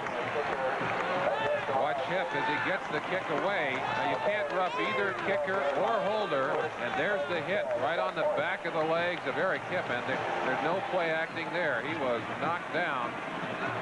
To defend Skillings, who was coming for all he was worth, he was actually blocked into Hipp, but it doesn't matter. Doesn't matter. You got to stay off the kicker and off the holder. First down, USC at the Ohio State 12-yard line after the 15-yard penalty. Here comes White, and he charges close to the 7-yard line. A pickup of nearly 5 on first down. You know, that's something you want to look for in a great back. No matter how hard he gets hit, generally White will fall forward. And that's what a back is. A coach is always trying to teach a back. You know, people talk about his size. I've heard people talk about Tony Dorsett's size. But Tony Dorsett, watching me, he gets hit pretty good. Spins and he's falling forward. I see Tony Dorsett break as many tackles as Earl Campbell or Walter Payton, and he's much smaller than those two guys. I see White do the same thing. Dorsett number 1 all-time and White number 2 in NCAA history running the football. He only gets a yard that time, and that'll bring up 3rd down and call it 4. He's at the 6-yard line. Good defensive surge by the Scarlet of Ohio. At about the same point on the field where they made their goal line stand earlier, forced SC into a 4th down decision. SC went for the 7 instead of the 3 and were denied. I wonder if it gets down to a 4th down, what John Robinson will choose to do here. Well, they say hindsight is 20/20, but somehow you had the feeling when they didn't go for the field goal, and when Ohio State in the same position didn't go for the field goal, that somehow it would loom big later on. 3 tight ends in the game: Brenner, Hunter, and Rakshani in motion. 3rd and 4 for McDonald. complete, and a flag is down at the 1-yard line. In the end zone is the flag. Number 85, Hunter, caught the ball at the 1. Is it against the offense or defense in the end zone? Maybe a blocking penalty on the offense. If it's against the offense, it's a costly foul because it's a turnover. Oh, it is. Oh, and they'll turn the ball over on the 20-yard line if it's in the end zone. It was in the end zone, and Ohio State gets the ball at the 20-yard line. I don't think they realize it yet. What a costly penalty. If it's ruled in the end zone, and that's where the flag was dropped, it's Ohio State's ball at the 20, and that's the signal being given by the referee. Oh, Bruce doesn't realize it. That's like finding money. Now, here goes the offensive team onto the field, and look at that. Look at the excitement along that sideline for Ohio State. What a costly penalty that is for SC, as they don't even have the chance to try the field goal now. Offensive interference is the most difficult of all penalties in the college game, and here is a classic example. SC given life by the penalty on the field goal try, then is guilty of a push in the end zone, which carries an automatic touchback possession to the defending team at the 20. Time out to assimilate the pain of that one for John Robinson. It's 13-10 Ohio State. We have less than 6 minutes remaining, third quarter. Florida State, Oklahoma to follow this one from the Rose Bowl. Here's that controversial call in the end zone. Number 80, Rockshani. Now he goes into the end zone. He can't block and knock those people. He actually hit 27, Ray Ellis, and just barely as he got into the end zone. First carry by Murray, gets only 2 yards. We want to thank, especially now, the officiating crew. It's a split crew from the Pac-10 and Big Ten. Gene Calhoun, the referee, Duke Dornan, the umpire, Robert Walker, the head linesman, Jack Roberts, the line judge, Charles Feigl, the field judge, and Dan Ingreen, the back judge, because they took time yesterday at length to explain to Merlin and myself the differences between the rules of professional rules and collegiate rules, and this is one of the things Mr. Calhoun very carefully went through with us. And wouldn't you know it, that penalty arises today in this game and could be a call that's written and talked about considerably from this day on. But as you can see from the replay, Rockshani was indeed guilty of pushing that defender. You disagree, O.J.? Well, it was tough, but he did extend his arms, which I don't think he can do. Whoops. Calvin Murray trying to catch the ball and head upfield. That's a tough one because you misjudge the timing of the pass. You're trying to get it moved quickly. Incomplete. One of the things that Schlichter has problems with is the soft pass. And that's part of the maturity that he has yet to gain. He's used to rifling the ball. I think he wanted to throw that one easy. Surprised the receiver. He wanted the zipper. He looked at me like he started to run, and then at the last minute threw the ball and didn't adjust his feet. It looked like he tried to throw it all arm in the wrong direction. So it's third down and a long 8. Ohio State leading USC 13-10 with 5 minutes left in the third quarter. Here goes Schlichter to the air. Sidelines pass and a first down to Gary Williams. Williams, who has 2 long bombs, and now they short out, and a flag is down. Larry McGrew, 57, made the hit for USC. A flag down at the tackle. That could be against SC, face mask, and they'll tack on some more. And suddenly, those yellow flags become very important in that last sequence. Remember, the missed field goal by USC, but the penalty against Ohio State for running into the kicker, and then SC loses it back on the offensive interference in the end zone, and now 15 yards for face mask. Dick, if we can go back and see that play right at the line of scrimmage, SC was having a lot of trouble. They're going to mark off to 15. That's a personal foul, 15 yards. Quickly, let's look at it. SC have flip-flopped the defense, and they hadn't finished flip-flopping. You saw Lapka trying to get over to the side. There was some confusion as to where the strength of the defense was. Now watch the face mask right there. You saw him tackling with the mask on Williams on the sideline. Nice pass by Schlichter again. He has thrown the ball consistently all day. There it is, double hand in the mask. And McGrew with a bulldog tackle and a 15 yards takes it out to the 47 of Ohio State. Little draw to Murray, read well by SC, tackled forward to the 50. Myron Lapka, number 96, 57 McGrew on the tackle. We pause briefly for station identification. This is the NBC Television Network. Go for All in the Family, weekdays at 5:30. Dick Enberg, Merlin Olsen, O.J. Simpson from Pasadena's Rose Bowl. The USC Trojans jumped into the 10-0 lead into the second quarter. Ohio State tied it at 10-10 on a remarkable turnaround, as it appeared that Charles White was going to go for a long touchdown fumble when hit from behind. Ohio State got the long pass bomb away in the final seconds of the half to tie it at 10-10. A field goal by Ohio State here in the third quarter has given Ohio State its first lead of the game, and now an unusual offensive interference call in the end zone has cost USC the ball. Ohio State driving into SC territory at the 47-yard line, looks at 3rd down and 3.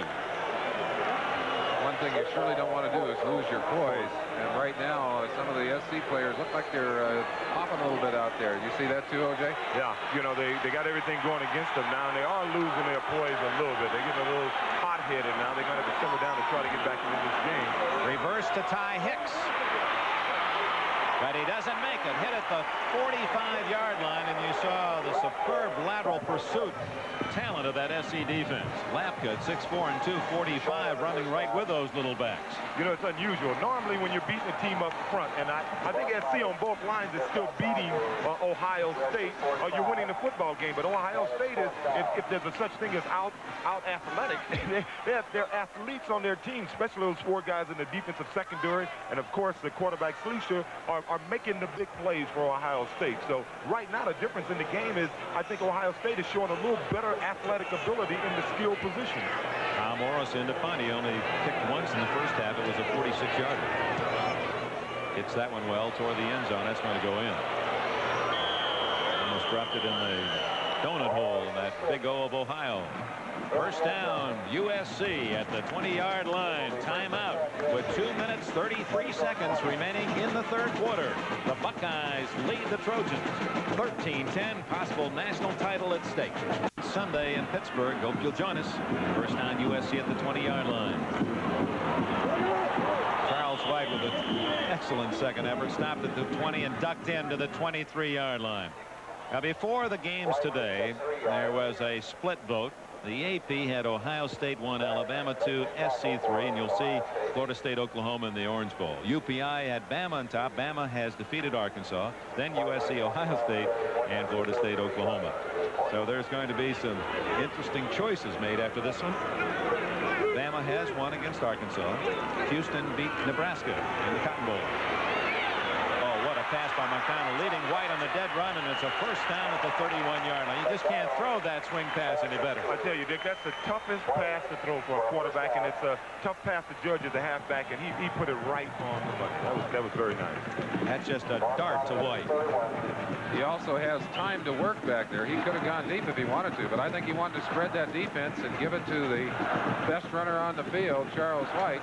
White knew what to do with it, got the first down. Freshman Marcus Merrick chased down White. First down at the USC 31. Minute and a half left, third quarter. 13-10 Ohio State.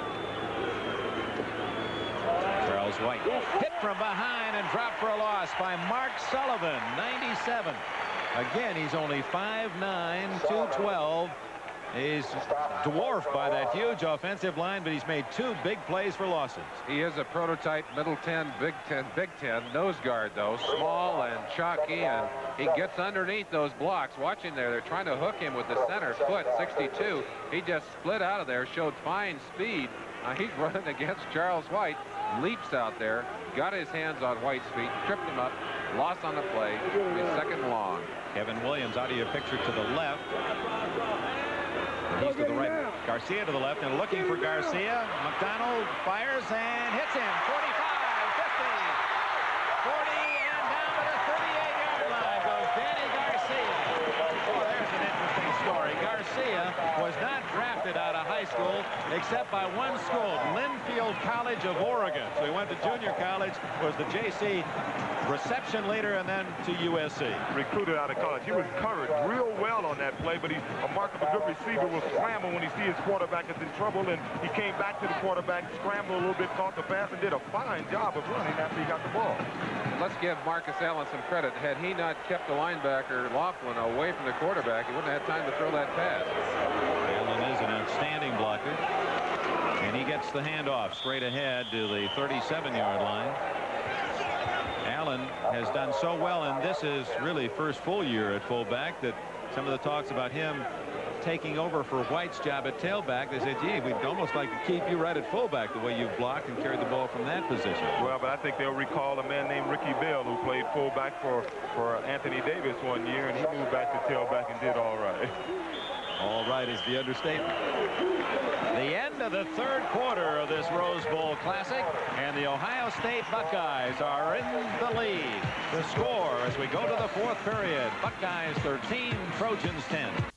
NBC and the United States Olympic Committee also would like to remind you that the USJCs need 50,000 volunteers to help on Olympic Gold Medal Day. That's April 26th. We'll give you more information after this play by McDonald. It's second down and 6. He's caught from behind, rips his way free and completes it to White, but for a loss to the 37-yard line, 38-yard line of Ohio State, and that'll bring up third down and 8. The date again is April 26th. The JCs need 50,000 volunteers to help on that Olympic Gold Medal Day. If you want to help our Olympic team get ready for Moscow, check with your local JC's office tomorrow and join the team April 26th. Dick, before that last play, SC had thrown 16 passes and rushed 36 times. They're trying to get a mix of 60% run and 40% pass. They haven't been able to do it today, I think, because of the aggressiveness of this Ohio State defense. Big 3rd and 8, and that's Michael Hayes in motion. Good protection. He's going deep. What a catch by 89 Hobie Brenner.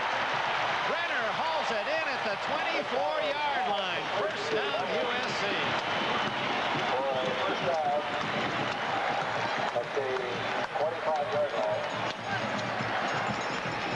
Sometimes it pays to be tall. Hobie Brenner, about 6'5", and Ray Ellis jumped for the interception, jumped to try and knock it away. He couldn't reach that football. Brenner could. First down, big play. 3rd and 8, SC sustains its drive with a first down at the Ohio State 24. Early fourth quarter, Buckeyes lead 13-10. 3 tight ends in for USC. Rakshani essentially a tight end. Here comes White behind Rakshani. Tripped up at the 21-yard line. White a gain of 3 unofficially now with 143 yards rushing today. Well, they say the great ones, they perform at their best in the big games, and it happens time and time again, you know. 100 yards was his average this year. You know, he rushed this year for more than a mile, and he's now over 6,000 yards in his career. I think the thing that's impressive about his career is his durability. The fact that he has rushed over 1,100 times in his 4 years, that's remarkable to me. Missed a few quarters this year early in the year, but so durable. McDonald looking into the end zone. Garcia was open, but I believe that Ellis 27 did get a hand on it. It appeared the pass was deflected. Ellis got his fingers on the ball. Well, I tell you, Ellis was playing that all the way, it appeared to me, and I don't think McDonald saw him coming across. He looked like he was pacing himself across there, waiting for him to throw the ball and was going to try to go and pick it off. I think McDonald was so sure that Ellis was not going to be there, O.J., that he threw it anyway. Yeah, I don't think he saw him. And Ellis really, I don't think it was a finger that got the ball. He just missed the ball. Ellis looked like he had the ball intercepted. He did have a piece of it and deflected it behind Garcia, so it's now 3rd down again for McDonald. 3rd and 7 from the 21. That's White in motion. And McDonald rolls this way, looking for Kevin Williams. No, and his man falls. Garcia, Danny Garcia, as he made his cut to the inside, fell on the grass, and it's 4th and 7, and here comes Eric Kipp for the field goal try. I think the pass is behind Garcia, though. Even before he falls, the ball is thrown badly. He's trying to stop and go back for it. So had that ball been thrown accurately, would probably have been caught, would have been close to the first down. Yeah, Paul McDonald didn't set up. Normally he'll get outside, set up, and throw, and that time he tried to throw on the run, and I think it threw his accuracy. Kipp has connected from 41 yards, missed from 42, but that was the penalty play. This one will be 39 yards. High, long, and no good. It's wide to the left.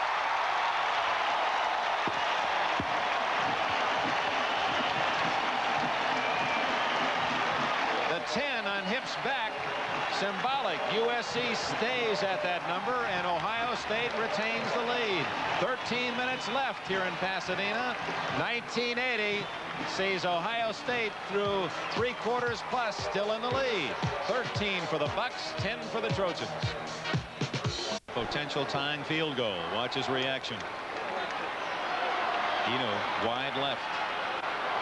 So Anakievsky has kicked 2 for Ohio State, and the Buckeyes lead 13-10. Schlichter hits Donnelly. He might go all the way. 40, 30, 25, all the way to the 20-yard line. Schlichter hooks up again on a long gainer.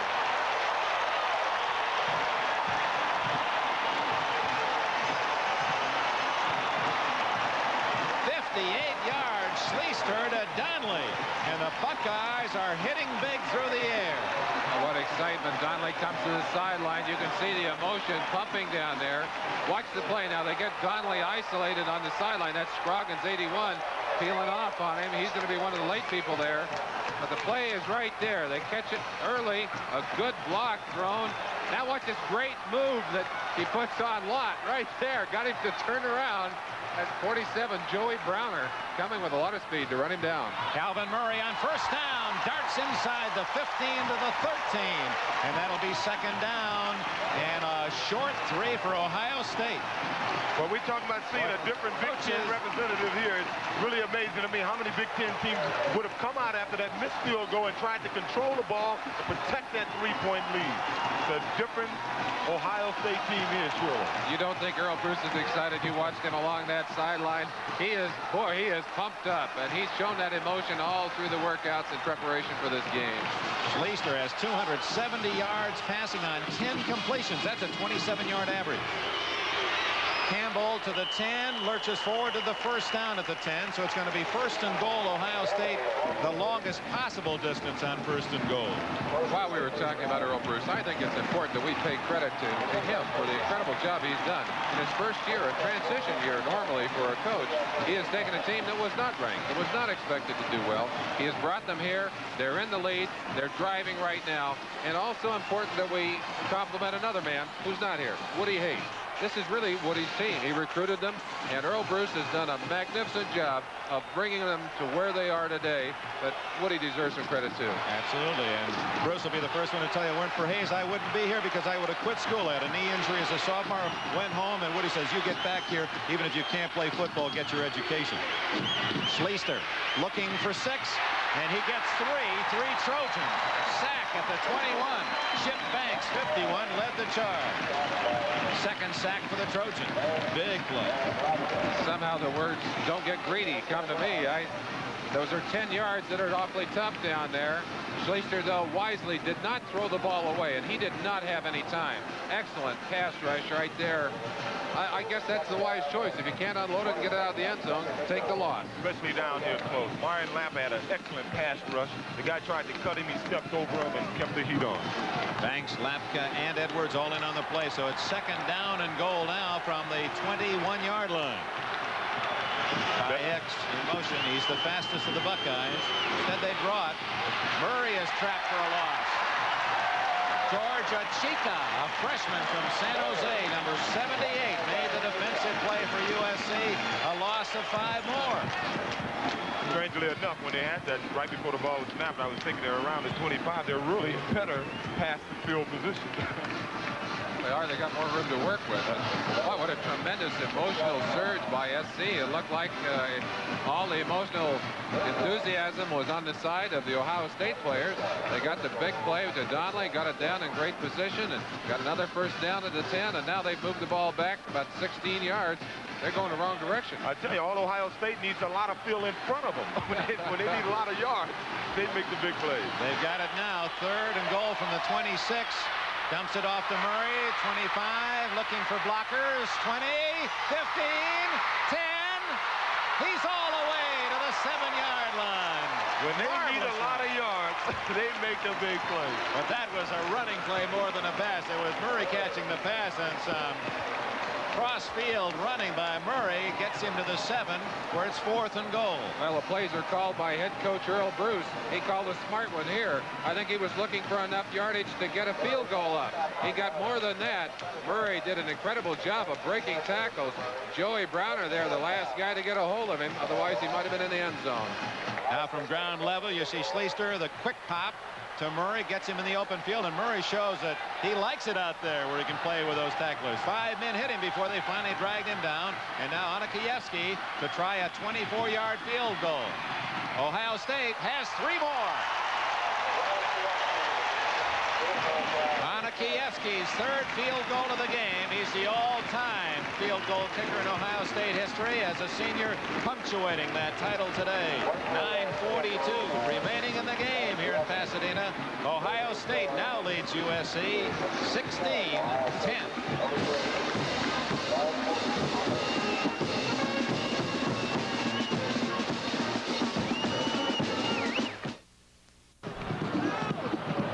16-10, Ohio State leads USC with 9:42 left. Either will kick it off. Anakievsky has set a new Rose Bowl record with 3 field goals. Skips it down to Michael Hayes at the 1-yard line for USC. Senior from San Diego's at the 15, the 20. He's at the 30 and out to the 32. Almost loose. Either, the kicker, was there to secure the tackle. James Laughlin hit him low, but Hayes was still trying to stay in balance when Either dropped him. Don't forget, immediately following this Rose Bowl, NBC wraps up Bowl Day 80, the glamour pageantry, the 1980 Orange Bowl from Miami, featuring number 4 ranked Florida State Seminoles and the 5th rated Sooners of Oklahoma. Don Cricky, John Brody standing by in beautiful Miami for 1980's version of the Orange Bowl. Paul McDonald at the 32 of the Trojans. Changing the plays audibly. White. There's the tackle by 15. Alvin Washington, the junior from Cleveland. Actually, the blocker in Washington did not allow White any room to run. Yeah, he got some penetration, and Marcus Allen was blocking him. I think at the last minute, Charles White wanted to break it outside and got a little tangle up there. But what amazed me, Maryland, is early in the game, I mean, before the game, really, you said the difference in this game may come down to the special teams, and that is exactly what has happened at this point. Not Tom Oros with the 3 field goals. We don't want to get the Anakievskys mad at us. It was Vlade Anakievsky that has the 3 field goals and the Rose Bowl record. McDonald wide open. Raymond Butler. He's to the Ohio State 48. Fumbles. And who has it? USC. Southern California has a penchant for that sort of thing. This year, they fumbled 37 times, but recovered 22 of their fumbles. And here it is again for a forward gain on the fumble. They had an all-out blitz going. All kinds of room for Butler. Watch the hit right here that stripped him. That's Skilling's 48 really put the hit on him. But Rockshani right there to take advantage of it. Bell almost in the same position. The ball bounced up. Ooh, Mike Guest had a chance at it. Rockshani, very quick hands, saved the fumble. So it's first down USC at the 41-yard line, trailing Ohio State 16-10. 8.5 minutes left, fourth quarter. Rockshani with the zap action. And McDonald to White. He has a first down at the Ohio State 29-yard line. And here come the Trojans. Talked earlier about that physical advantage and what you have to do to beat it. You've got to slant, you've got to loop, you've got to stunt, and sometimes that leaves some room in the middle. You don't want to leave Charles White any room in the middle. He knows what to do with it. First down, 29 of Ohio State. Allen and White stacked up behind McDonald. Kevin Williams to the right. The pitch to White. Threads his way to the 24-yard line. He is a defiant runner. They say a good runner. You have to run with a little reckless abandon. You can't worry about getting hurt. White does that. I guess he personifies that more than any back I've ever seen. He throws his body. You know, for a full guy, he takes more shots and he jumps right back.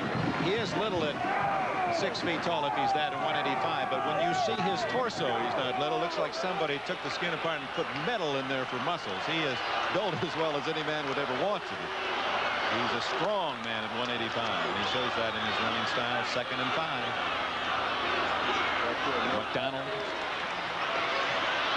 looking incomplete. Danny Garcia rocked hard as he went for the catch at the 13-yard line. Again, good defense by Ohio State. Vince Skillings with a hit. Super hit. That was a case of Paul McDonald going for almost the whole loaf that time. He had 2 guys I think he could have gotten the first down with. The most unusual angle from the blimp.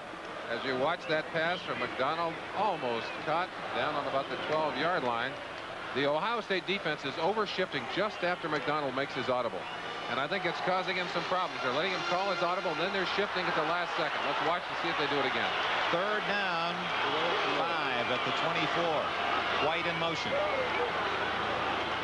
McDonald pumps over the middle. Incomplete.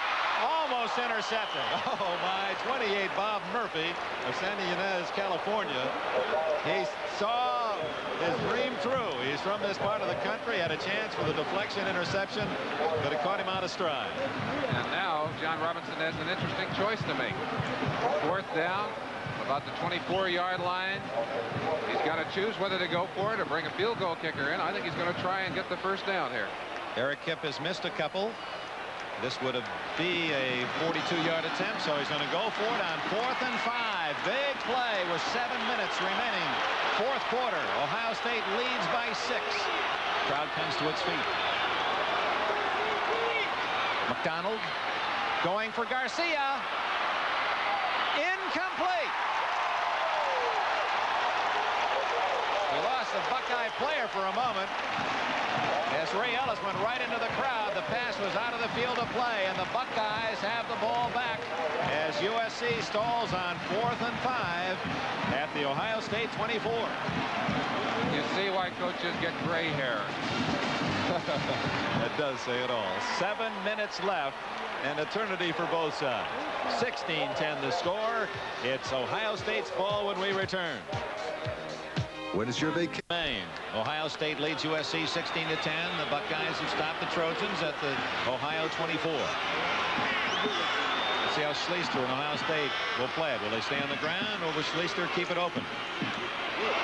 Up the middle goes Murray. Shot out of a cannon all the way to the 47-yard line. Boy, did that one open up.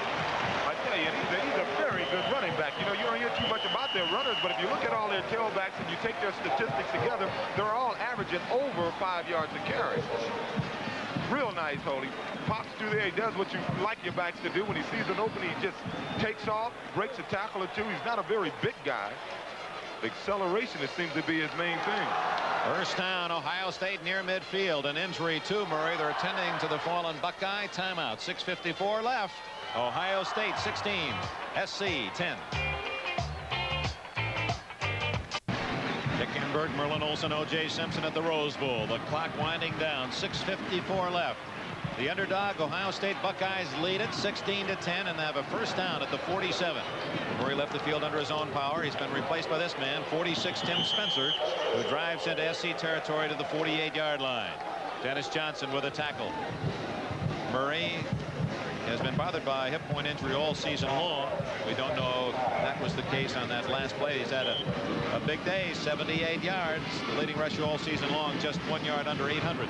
I think he was bothered by a hit by Chip Banks, number 51, who hit him before he went to the ground. He got his bell rung. You see them talking to him. He's not back yet. Second down and 6. Alabama won earlier against Arkansas. Houston beat Nebraska in the Cotton Bowl.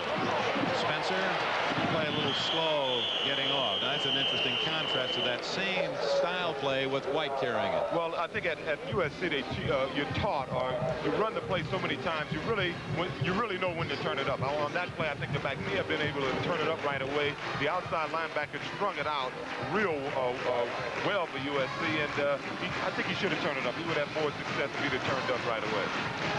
Looking up the clock, Dick, 6:06 left to go. Third down, a big third down here. Ohio State would like to control the football if they can. If they can keep this drive alive, they may well be able to wipe out that time on the clock. And Ohio State has elected to call a timeout. Schlichter visiting with his head coach Earl Bruce. 6 minutes and 6 seconds remain. Ohio State leads 16-10. Typing will never be the same again. 105,526 at the Rose Bowl today. I've seen underdog Ohio State rally from a 10-0 deficit, tied at the half at 10, take the lead on a pair of field goals in the second half at 16-10. Buckeyes with the ball, a critical 3rd and 5 at the USC 47. Donnelly in motion. Schlichter under pressure. They've got him for a sack at the 43-yard line. Chip Banks, 51, with Charles Usry, 79, in support. Schlichter, his high this year, 233 yards passing, and he's well surpassed that today. And he's trapped by the blitz here. Chip Banks, 51, coming from the backside. It looked like there was room to step up into the pocket a little bit. If he had done that, he might have had time to get that pass off. So Tom Morris, after that sack by Southern California, will have to kick it. He'll hit it about the 33. Raymond Butler stands at the USC 13. Beautiful kick. Butler, fair catch at the 17-yard line. Good height on that one. It hung up there, and Butler could see too many red shirts. He wasn't going to run it back. Certainly want to thank all of those that have made our job so pleasant today, and the big people who really make this such a successful event year after year. In the case of this Rose Bowl game, the chairman of the Rose Bowl committee, Bill Nicholas, our old friend here in Southern California. Fred Hardcastle was the president of the Tournament of Roses this year. Oh, how proud he must have been of that parade and this classic game, the Rose Bowl. And it gave us all a thrill to see old Blue Eyes as the Grand Marshal. In 40 years, he's made us all happy. Frank Sinatra. Charlie White, he's running like he could sing to this one. 40, tackled from behind at midfield. Laughlin, number 5, may have saved the touchdown. Charles White rips off a big gainer, and here comes USC. White again, they're running up the 23 blast. Go ahead, That means something to me, and he's broken outside. He gets caught from behind. I'm a little surprised. That's twice that's happened today, but that's the old bread and butter play. That 23 blast. And then Jim Laughlin, number 5, that made the stop. Their MVP. That's the reason he's their MVP. He's made that kind of plays all year. That was a hustle play. First down at the 49 of USC. It's White again. 45, 40, 35, 30. He's all the way to the 22. Charles White is over the 200-yard mark today. You said it, O.J. Heisman winner. The big guys play big in the important moments. Art's been doing it for Ohio State. Charles certainly is doing it for USC. First down USC at the Ohio State 23. Dick, you couldn't have asked for a better script to the finale of this game. Within 1 point if they get this touchdown in, and they can go ahead if they get 7 on the board. 4.5 minutes remaining. Late shift again by OSU's defense. Michael Hayes in for the tired White, and he gets a good gain on first down inside the 17-yard line. It'll be second down and 4. Ohio State has been shifting late on McDonald. That time McDonald came back with another audible, and he hit the open spot and got a big gain.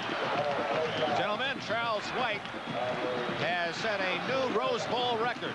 215 yards rushing, breaks the record set by Bob Jeter, the Iowa star, as he ran against Cal in 1959. 215 for White. Marcus Allen drives to what appears to be a first down at the 12-yard line. It is first down USC with 3:47 left. Dick, you talked about the kind of job that the Rose Bowl committee has done on this performance in the parade. Our two teams have done an incredible job of living up to everything that was expected of them. And it all comes down to this. 3:40 on the clock. They're within 11 yards of the goal line. Ohio State's defense knows what is expected of them. SC needs the touchdown to win, and the game is on the field. SC needs a touchdown to go ahead. Don't forget Art Schlichter is on that Ohio State team. Charles White back in the game, and he drives to the 8-yard line of the Buckeyes. A gain of nearly 4. Second down along 6. A contemplative Earl Bruce, 48-year-old head man of the Buckeyes. And John Robinson. A new 5-year contract stuffed in his back pocket, but right now he's as interested in that scoreboard and what's happening in front of him as the 105,000 plus here in the stadium. Second and 6. Rapshani in motion. White off right tackle and plows inside the 5 to the 4 and maybe the 3. Right behind the block of Rakshani. It's going to be third down as they spot the ball at the 4-yard line. Third and call it 2.5. Well, we know we're in 4 down country now. And you know SC is not in any hurry. It's 2 minutes and 26, 25 seconds left to go in the game. They'd love to score with less than a minute to go in the game. They don't have to leave any time on that clock, do they, O.J.? The other thing they can do is get a first down without getting a touchdown, and they may well be able to do that. Well, they've had a pinch and a fumbling the ball down here over the last few years, so I think they'll take the touchdown now if they can get it. Third down, 2. White to the goal line, but not in. He is not in the end zone. That's an SC player signaling touchdown, but it's first and goal, USC on the 1-foot line. And you know who the crowd would like to see carry it in. He deserves it on this drive. I think the SC crowd don't care who carries it in right now. You see the ball snuck up right next to the end zone, and watch the offensive surge. We talked about the physical superiority on the line of scrimmage. You see it right there, and you see great second effort from Charles White as well. First and goal. A touchdown to tie. An extra point would give SC the lead. 1:38 left. Clock is running. White, touchdown!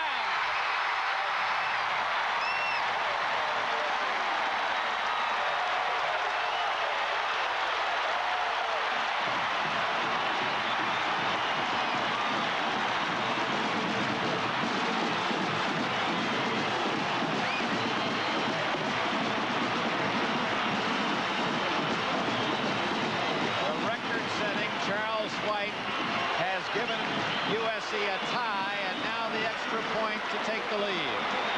You've got to believe that Eric Hipp is happy to have a chance to get this team ahead after missing a couple of field goals today. It's up, it's gone.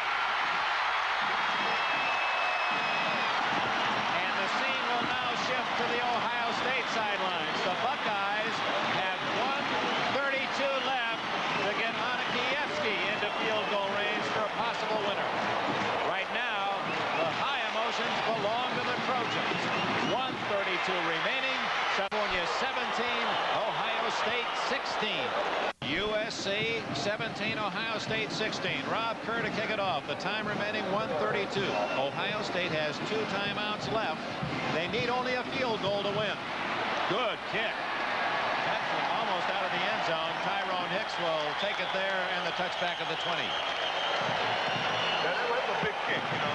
Field position means everything right now. That is a very, very big kick. It came a long way from being over. That last drive, spearheaded by the charges of Heisman winner White. They went 83 yards in 8 plays. White took the ball 6 of those 8 plays for 71 of the 83 yards.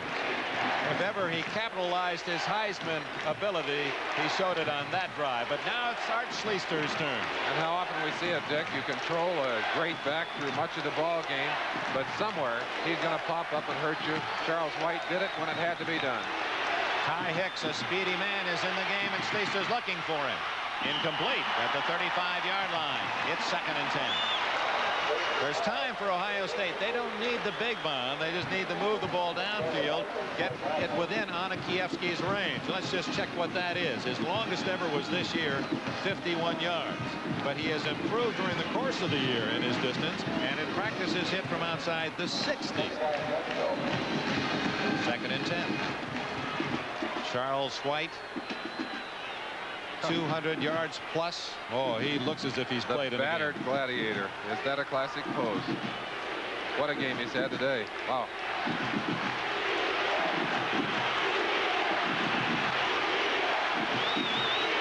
Schlichter under pressure. How did he get that off? It's incomplete. Intended for Gary Williams, a man who has caught 2 long passes from Schlichter today. Banks was wearing Schlichter's uniform. He was also wearing number 51 Banks and 70 Edwards right here. Both of them on top of him. Bam, bam. He's lucky to get it out of there. Lucky it wasn't intercepted. I think he had a feeling for the open territory on that one, Dick. 1:23 left. Look at the pressure on Schlichter. Ooh. Right on my head. That alone will throw off the aim. Yep. So the defense for SC will loosen a bit. Remember, it was in a similar situation at the end of the first half that Schlichter hit the long bomb for a touchdown.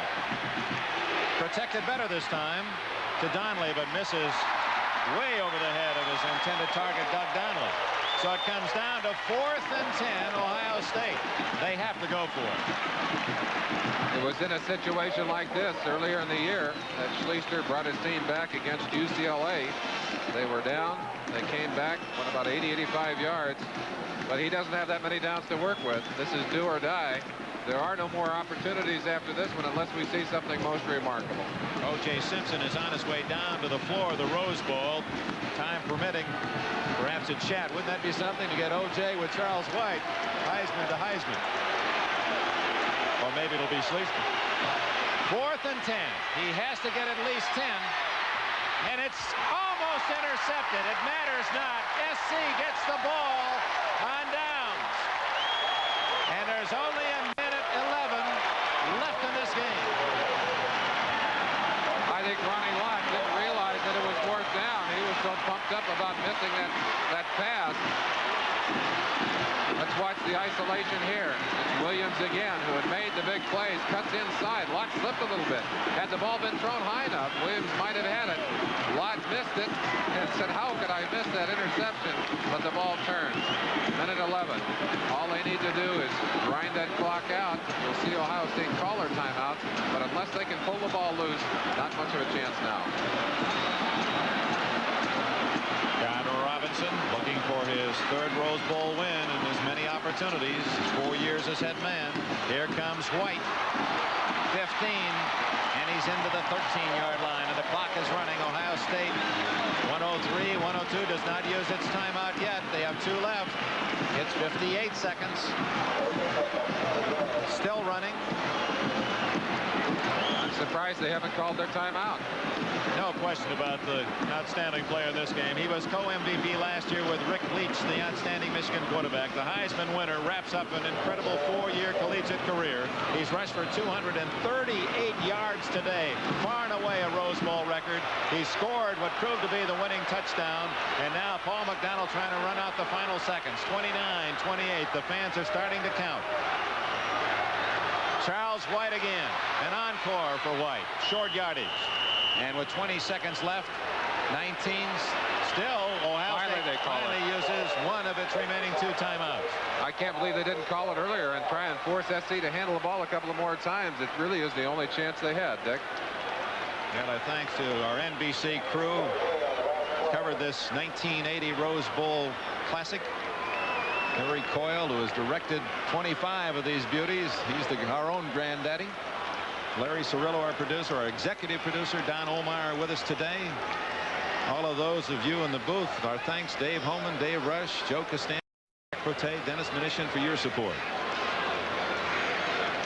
And flying high above Pasadena, our aerial ambassador again, Captain John Creighton at the controls. Thank you, Captain. Great job to get those sensational aerial views.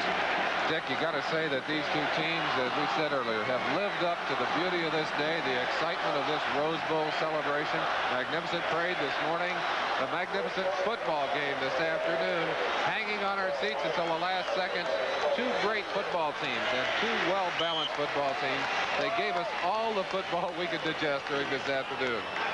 It all started here in 1902. There are a lot of bowl games to watch and enjoy, but this living up to its senior citizen title. It's the grandest of them all. They've played to all of that tradition today. With 16 seconds left, White a final carry, breaking tackles, and he's to the 4-yard line. 10-9, and the clock stopped Ohio State's final timeout. And in some manner, the gallant Buckeyes, in trying to stop the clock, hoping for that miracle fumble and a long play, are extending the incredible career of one Charles White. 246 yards for White. Ohio State, an underdog team, although they were rated 1 in the AP poll. And now the clock runs out. It's all over. The University of Southern California, led by that man, Charles White, has defeated a game underdog team from Ohio State. The final, Trojans 17, the Buckeyes 16. Coaches Robinson and Earl Bruce meet at midfield, shake hands, offer, I'm sure, their admiration and their congratulations of a job well done on both sides. It's a shame you have to... In a game so evenly played, 2 teams so well matched on this day and trying to fight to... A lane, but got it to him a little late. There it is, backdoor. McGee missed the layup.